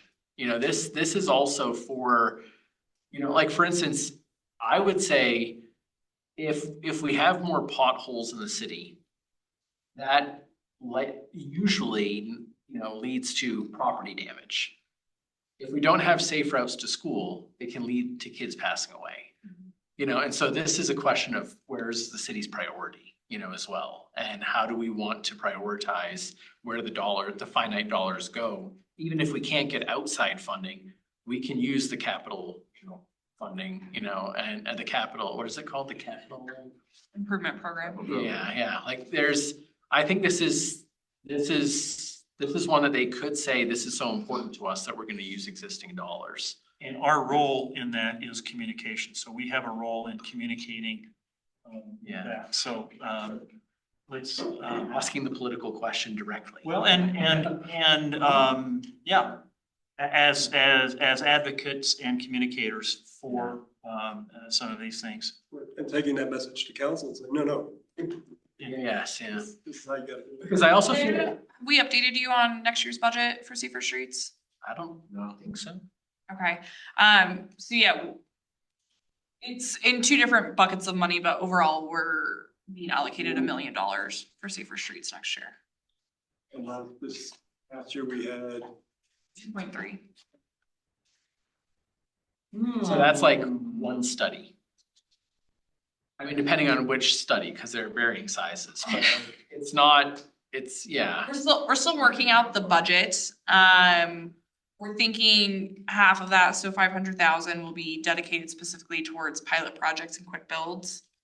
That number may change. A chunk of that will go towards the programming, events, those types of things. Typically that's less cost than infrastructure overall. And then we'll have a bucket of money for consultant support as well. I know, and then equipment is in there. What was in there? Equipment is another thing Sorry. as well. Yeah, and so like the Elati RFP that we just went out, we have our budget of what, 232,000. We have some flexibility in there, so it's not as much as like Broadway. So it's also, it's probably cheaper, it's cheaper to do it on our own than it is to use federal dollars, because they're just more, hoops to jump through a little bit, so. So at risk of pimping ourselves out a little too much, from a funding perspective, could we look at local businesses as partners? Oh, I thought you were gonna say we get second jobs. No. No, I'm talking about like in general for, yeah, we can do that too. I'm not sure. My hourly rate's that high. Too much more. But like, I mean, you know, I mean, I'm just thinking off the top of my head, like we go to the McDonald's group and we say like, here's what we're trying to do. We're trying to build safer schools. We're trying, you know, we have some infrastructure we want to put in. If you will pay for some or all of it, then you get to put a, you know, McDonald's supports safe students and, you know, they get a little advertising out of it. We get some money out of it. Just as a thought, like as a potential funding mechanism. Something to build on that, and I know this is a mechanism other cities use, but new development coming into the city, there can be like, as part of the negotiation process, like they could put into a city like pool of money that's contributing towards certain CIP projects. So like say, for example, like a large business like the Costco comes in, you know, does a $10 million project, say they put a couple $100,000 towards this type of project, is like just participating and helping the city in terms of serving its citizens. I think that's a good idea. And I think like, you know, Pam and others have brought up many times, you know, we have all these individual, you know, developments, and sometimes we're not sure that these individual developments are actually covering the net new traffic that all of them collectively are going to create in the city.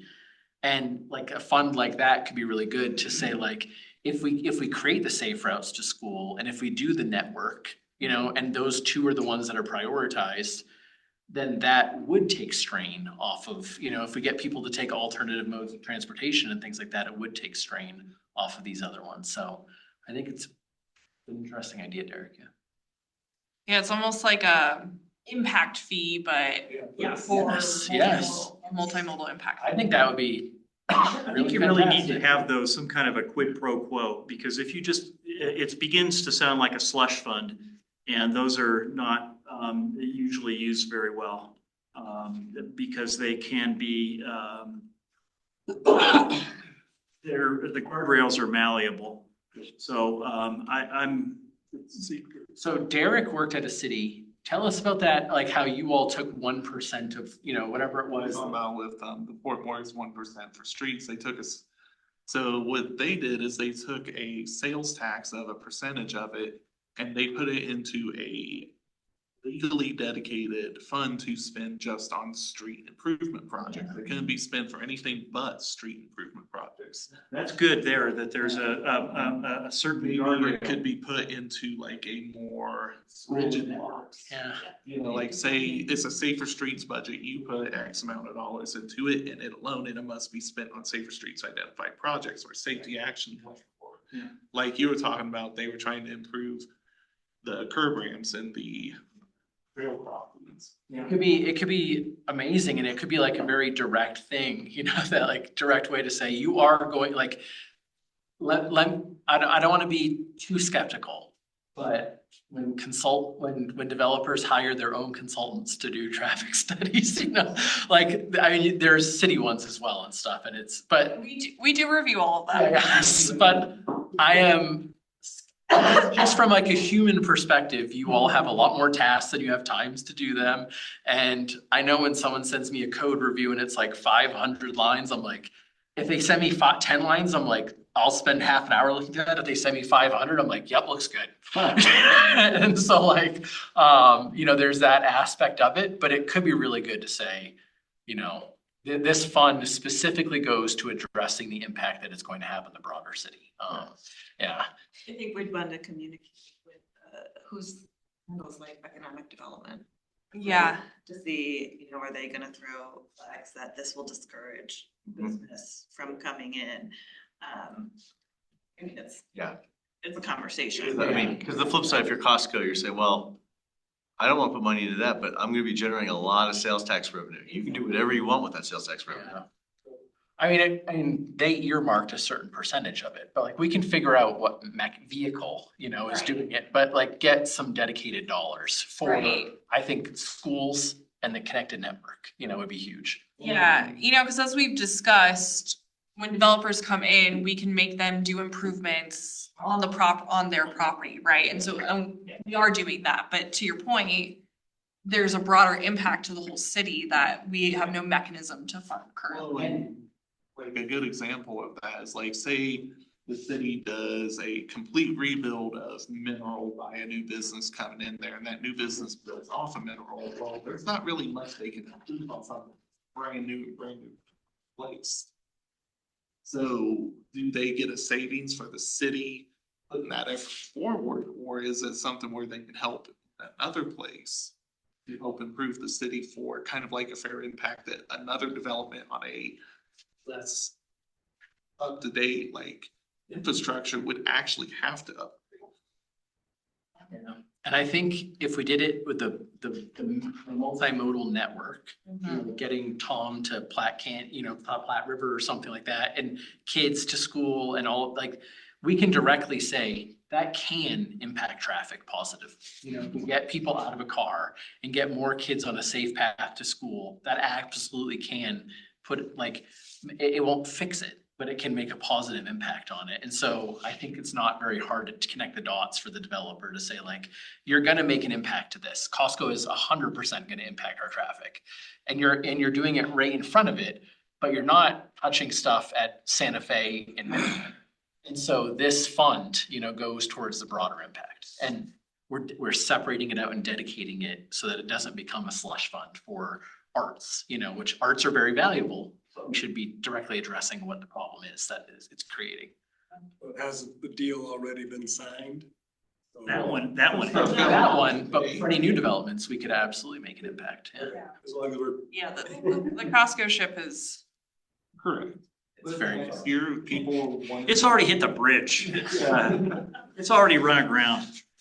But, so I think that's our deal down there, advocating and communicating that for funding. And I think that's us, again, taking it to council and saying, hey, we think this needs to be part of it, because you're right, there's gonna be traffic from Costco at Broadway and Mineral and at even, you know, to the. Mineral example. Yeah. I disagree a lot with a lot of people in the town about a lot of things, but I think this is something that has crossed the spectrum political agreement that they are gonna impact things outside of their own neighborhoods 100%, you know, so. It gets off, it's back to our other thing on the like, even the protected bike lanes, right? I mean, if we get, so I'm gonna go slightly different, because I hate to say it, but I kind of agree more with Tom's way of thinking on this than, like, I don't like the idea of going to someone like, who's gonna bring a lot of revenue into the city, saying now you need to even give us more before you even get started. Yeah. Right, because if I'm them, I'm gonna push back and say, I'm bringing you revenue. You can have a lot more revenue than you had before. But if we do it more of a, almost like a voluntary, like partnerships, right? I'm thinking about the protected bike lanes, if they wrap them, right? Couldn't we tell someone if you I don't want a McDonald's protected bike lane, like McDonald's logos down the thing like that, it makes this pretty cheesy. It looks a little cheesy, but it is, I mean, it is a way that they get something out of it. I paid $30,000, I think, in fees to build my house 5 years ago. Like, there was a $6,000 water impact fee. There was a $6,000, I think multiple thousands for the library. I think, like, if a homeowner can do it, Costco can do it. Do you know, like? Well, I have to imagine Costco is paying impact fees, right? I mean, Yeah, but like, I think if we add one and it's reasonable, like, it's a matter of like, how much is it and things like that. But it's the cost of doing business to some extent as well. And we have flexibility in how we position it with them, I think. And I think, kind of to everybody's point, it's like nothing that we request should be levied on one person or another. It should be, if it is, everybody has to contribute, or everybody does not contribute, because we're not gonna pick winners and losers in this. That's just the wrong answer. No, you're right about that. Going forward, we have to get council to put a new little twiggle in there. So we've got about 20 minutes of scheduled time left. How do we best use those, Kenna? So I think we have a couple options. So we have 2 more goals to go through. We can just see how far we get. Try to get through one more potentially and stop at 8:30. Another option, we could potentially just try to crank all of these out today and finish this exercise and think about what we want to do for next TMB, or if we want to have a break for December, since this is kind of our plan of action through the end of the year, or if there's something else we really feel like we need to talk about in December.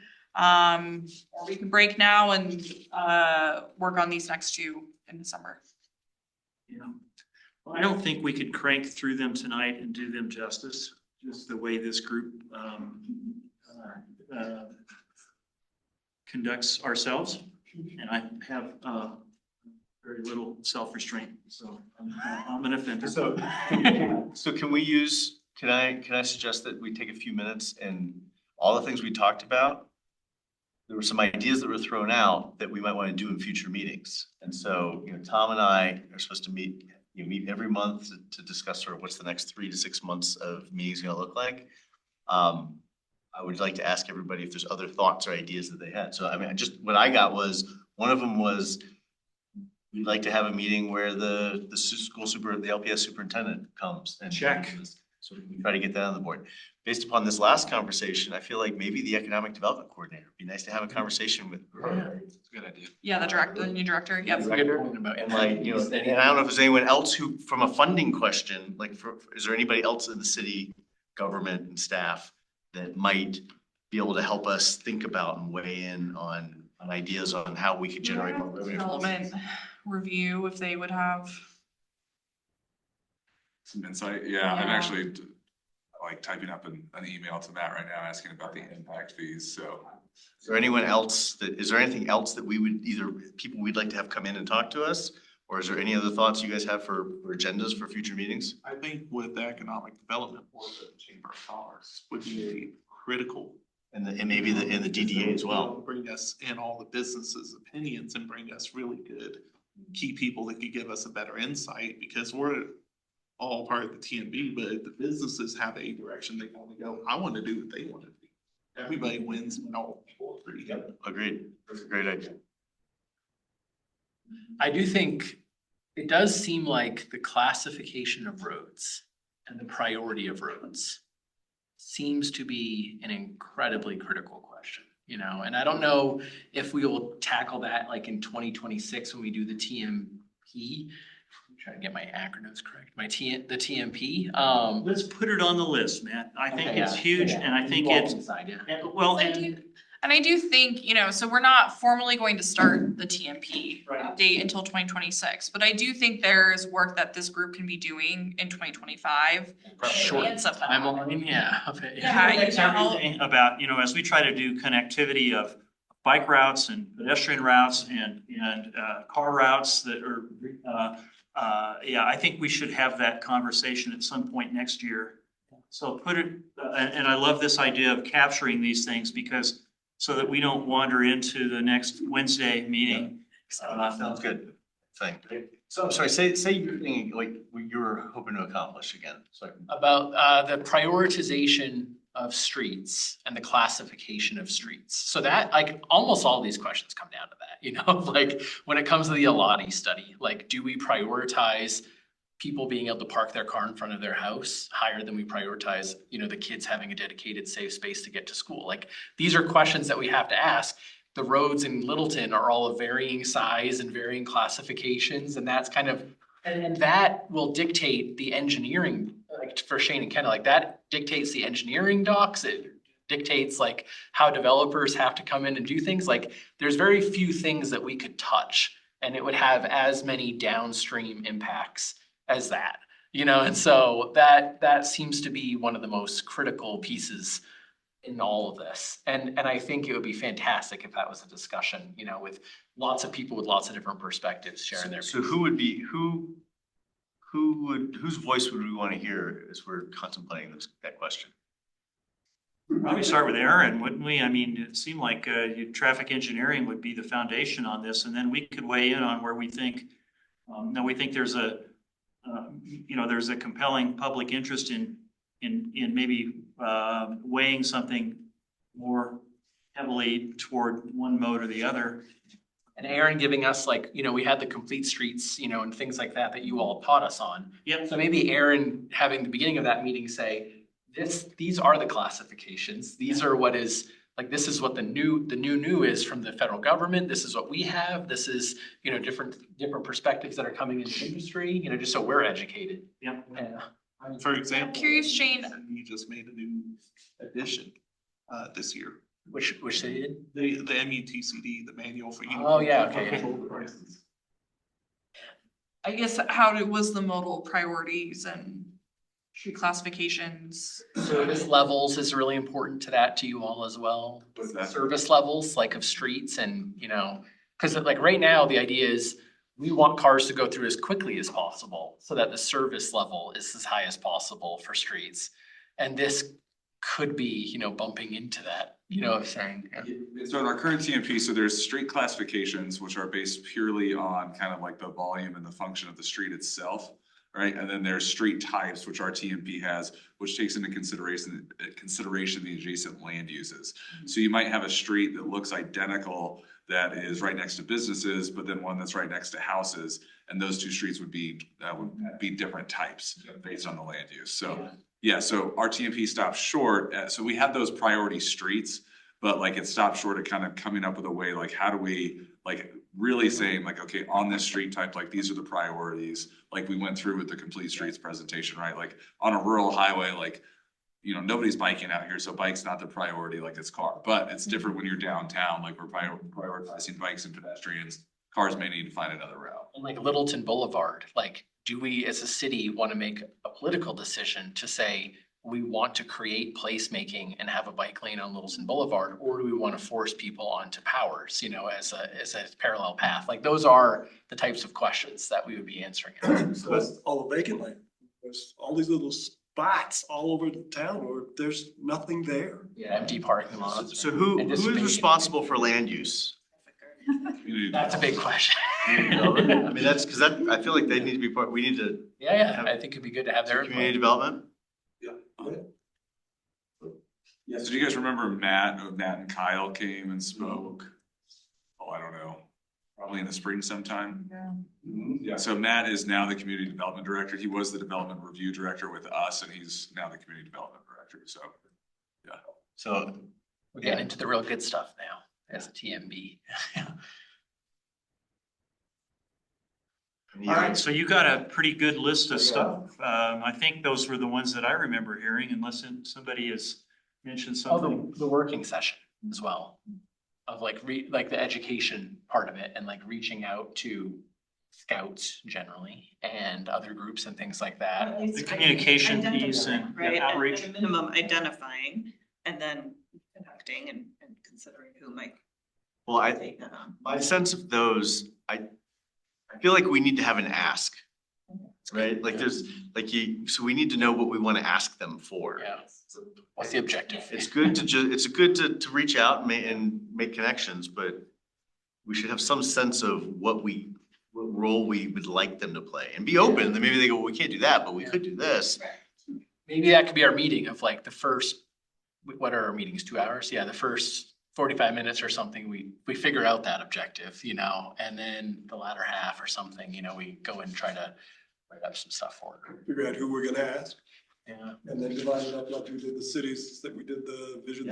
something like that, yeah.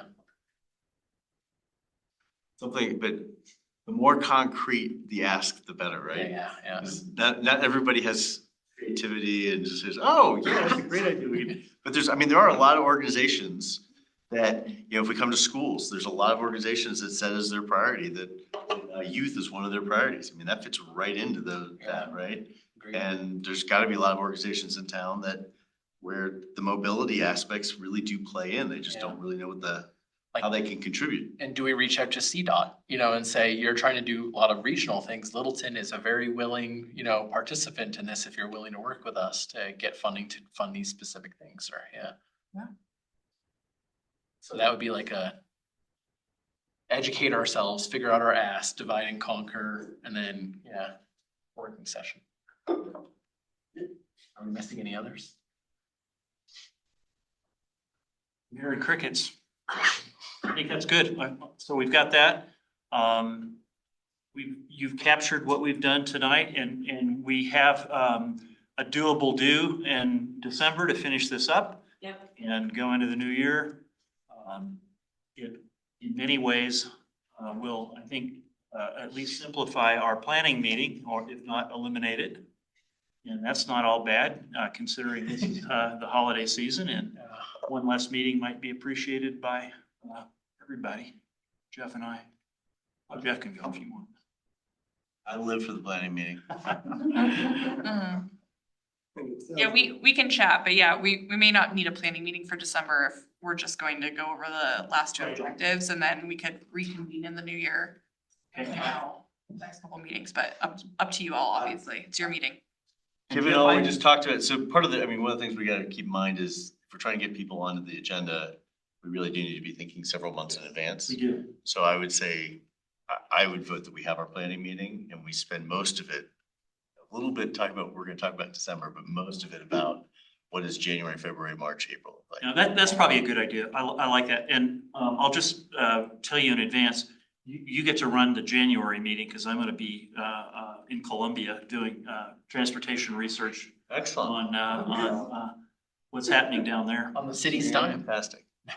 Yeah, I wish it was on that. Yeah. I mean, I would do my expense report. So on an organizational note, I believe you're the only one whose term is up this year, is that right? Anyone else? Term limited. I'm terminal. Are you really? Yeah. I didn't know that boards had terms. Well, they don't have term limits, like Self-imposed. self-imposed. I So mean, you're not gonna sign up? at this point, Put you on the spot. I think it's good for other people to have an opportunity to do this. Stepping away from power is uncommon. There is no power, so it's not, no, I'm inclined to think that there are other people who do it. And this board is really, the people that we have here are high performers. Yeah. No, So, I mean, I think this is, so it'd be unlikely that I would reapply. We'll miss you. Yeah, thank you. Your voice is welcomed and. You're one of the few. anything else? I have a couple of things before we wrap, but it doesn't need to happen now. So. Sounds like there's not. I think it's- Okay, it looks like that time is now. Man in the purple shirt. Yes.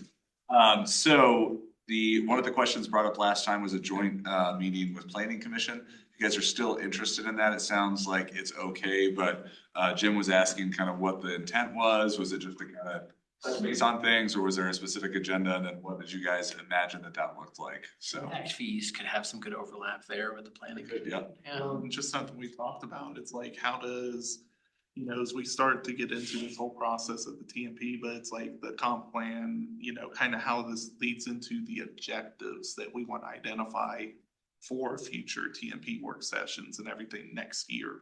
Yes. And kind of be like all of the kickoff of that. Land use. I think the biggest, to my mind, what we would get, the agenda for that meeting, I've always had in my head, and after this meeting, it's reaffirmed, is a conversation to understand what their objectives and goals are and help them understand what our objectives and goals are. So we can try to figure out where there's alignment and where there's conflict. Yeah, I mean, that, just the announcement that we're gonna have, a lot more, this supposed missing middle, that's gonna, increase, traffic and transportation, loading and what the plan for that is gonna be.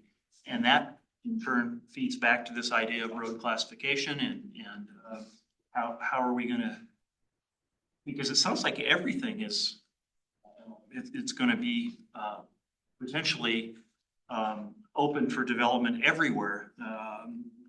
Yeah. And so it's gonna be a little hard to foresee, what is that gonna do? Yeah. It may not be as dramatic as Costco on Mineral, but it's gonna have an effect. If someone built an ADU in Aberdeen, is there a much smaller impact fee than a Costco, but like this same impact fee, potentially tying into it to help with the overall network? Yeah, and an ADU is probably a small thing, but if you go, it's where you go from a single to, eight in a row, like some places in Denver have done, where they do the slot development, the slot lots, that have happened in places like the Highlands and others.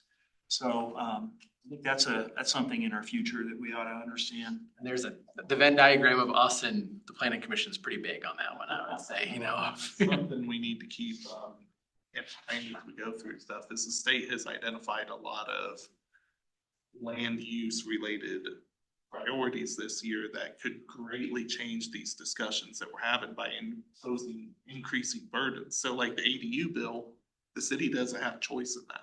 Right. Yeah.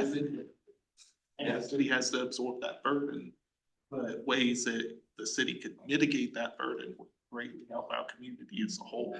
Yeah, that really ought to be where our focus is here.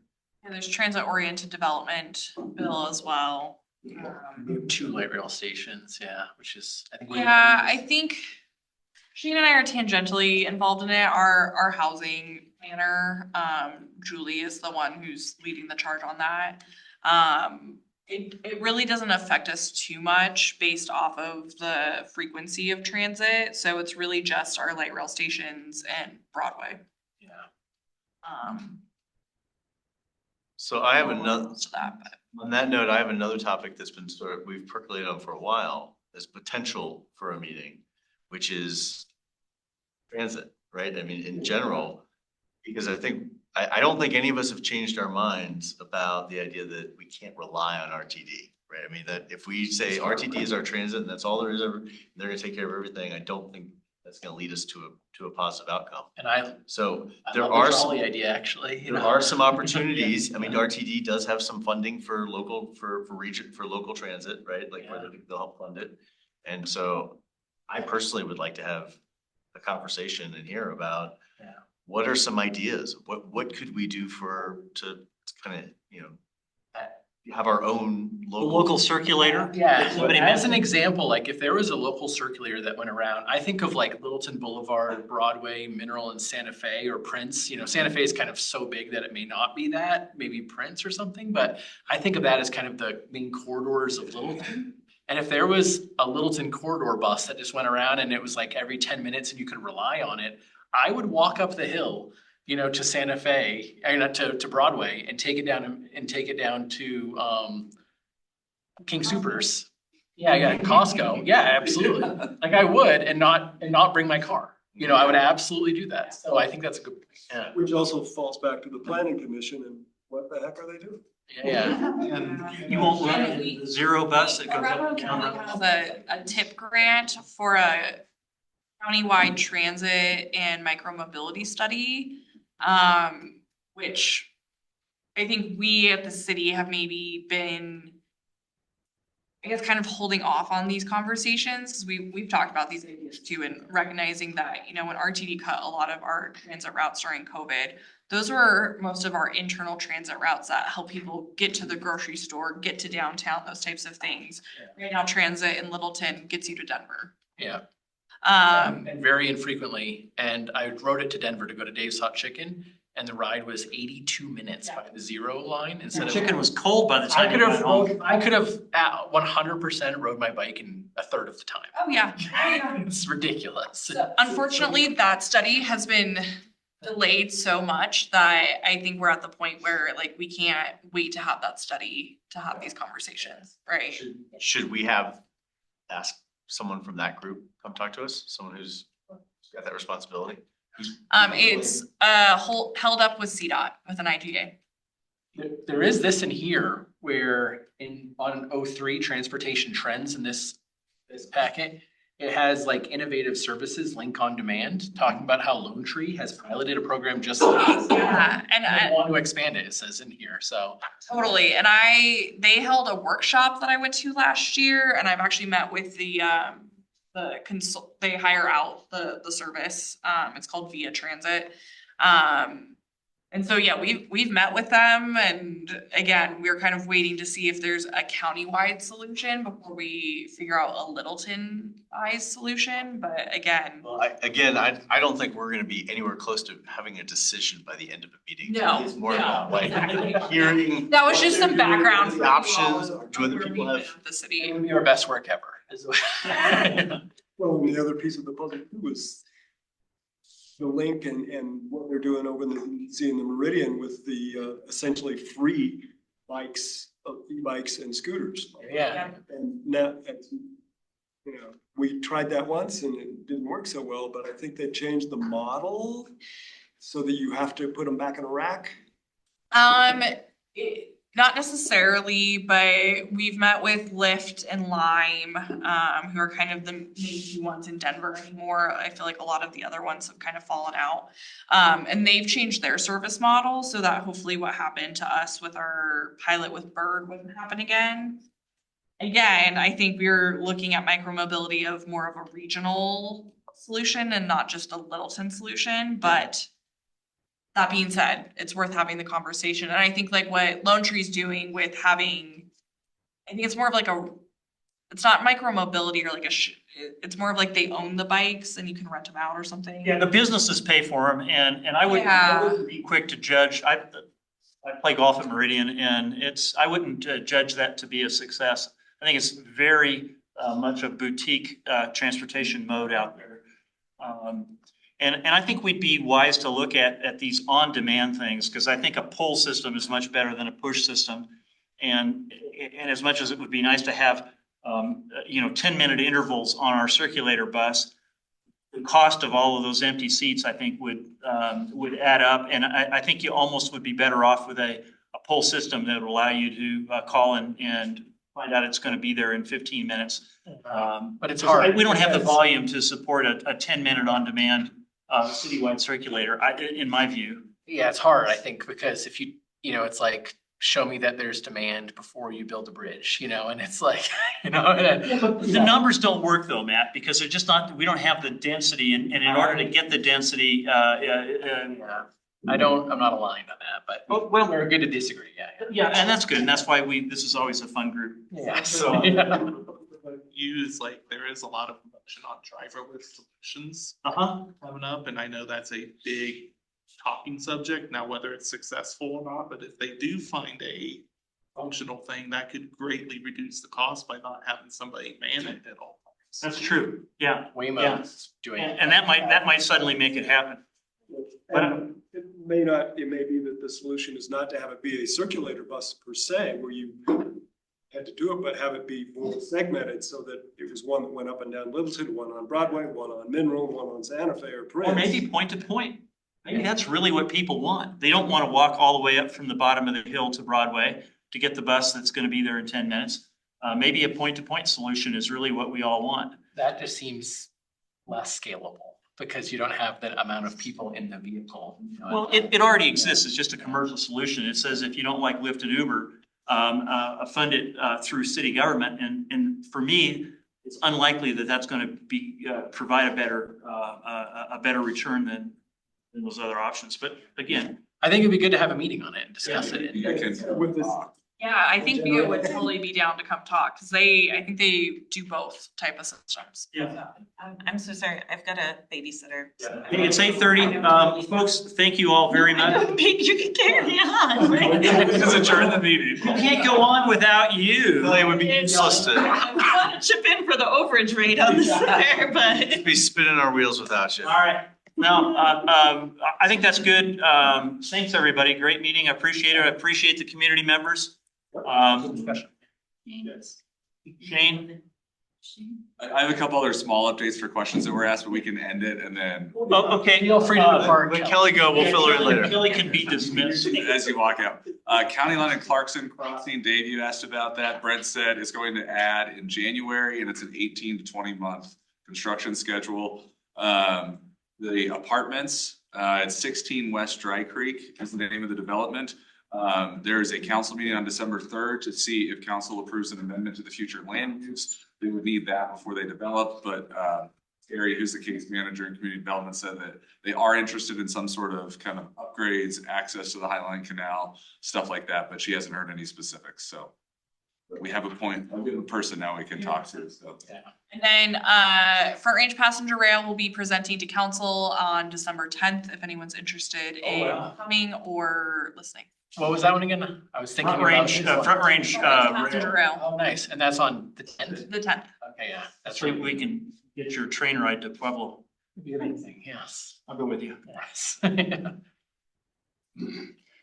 Hey, Thank you. We're done, all right. So County Line in Clarkson is going to start in, It's going to add in January, which means they put it out for construction advertisement, and then 18 to 20 months once there's a contractor on board. did they ever solve the problem with Wilmore being built out into the right of way? Is there a resolution on that? I'm assuming there is, because CDOT will not let you go to add unless there's some sort of resolution, but I don't know what it is. I could find it. It didn't involve condemnation of their property or Eminent domain.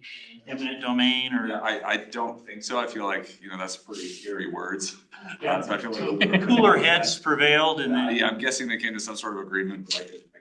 we gave them some land out in Commerce City and I don't know. return. Is there gonna be a crosswalk, like a better pedestrian way to cross at Clarkson and County Line? Because that's the connection right in between Ferrari to It the is to the. C470. That's correct. Yeah. Yeah, I believe it's a signalized intersection. So. My son and I went across that one day and I was like, All right, grab by the arm and run. Yeah. Yeah. I honked at you though, as you were. Shook your fist. All right, if we officially adjourn and I'll end. We are adjourned. Yeah. Stop Thank it. you, This should not.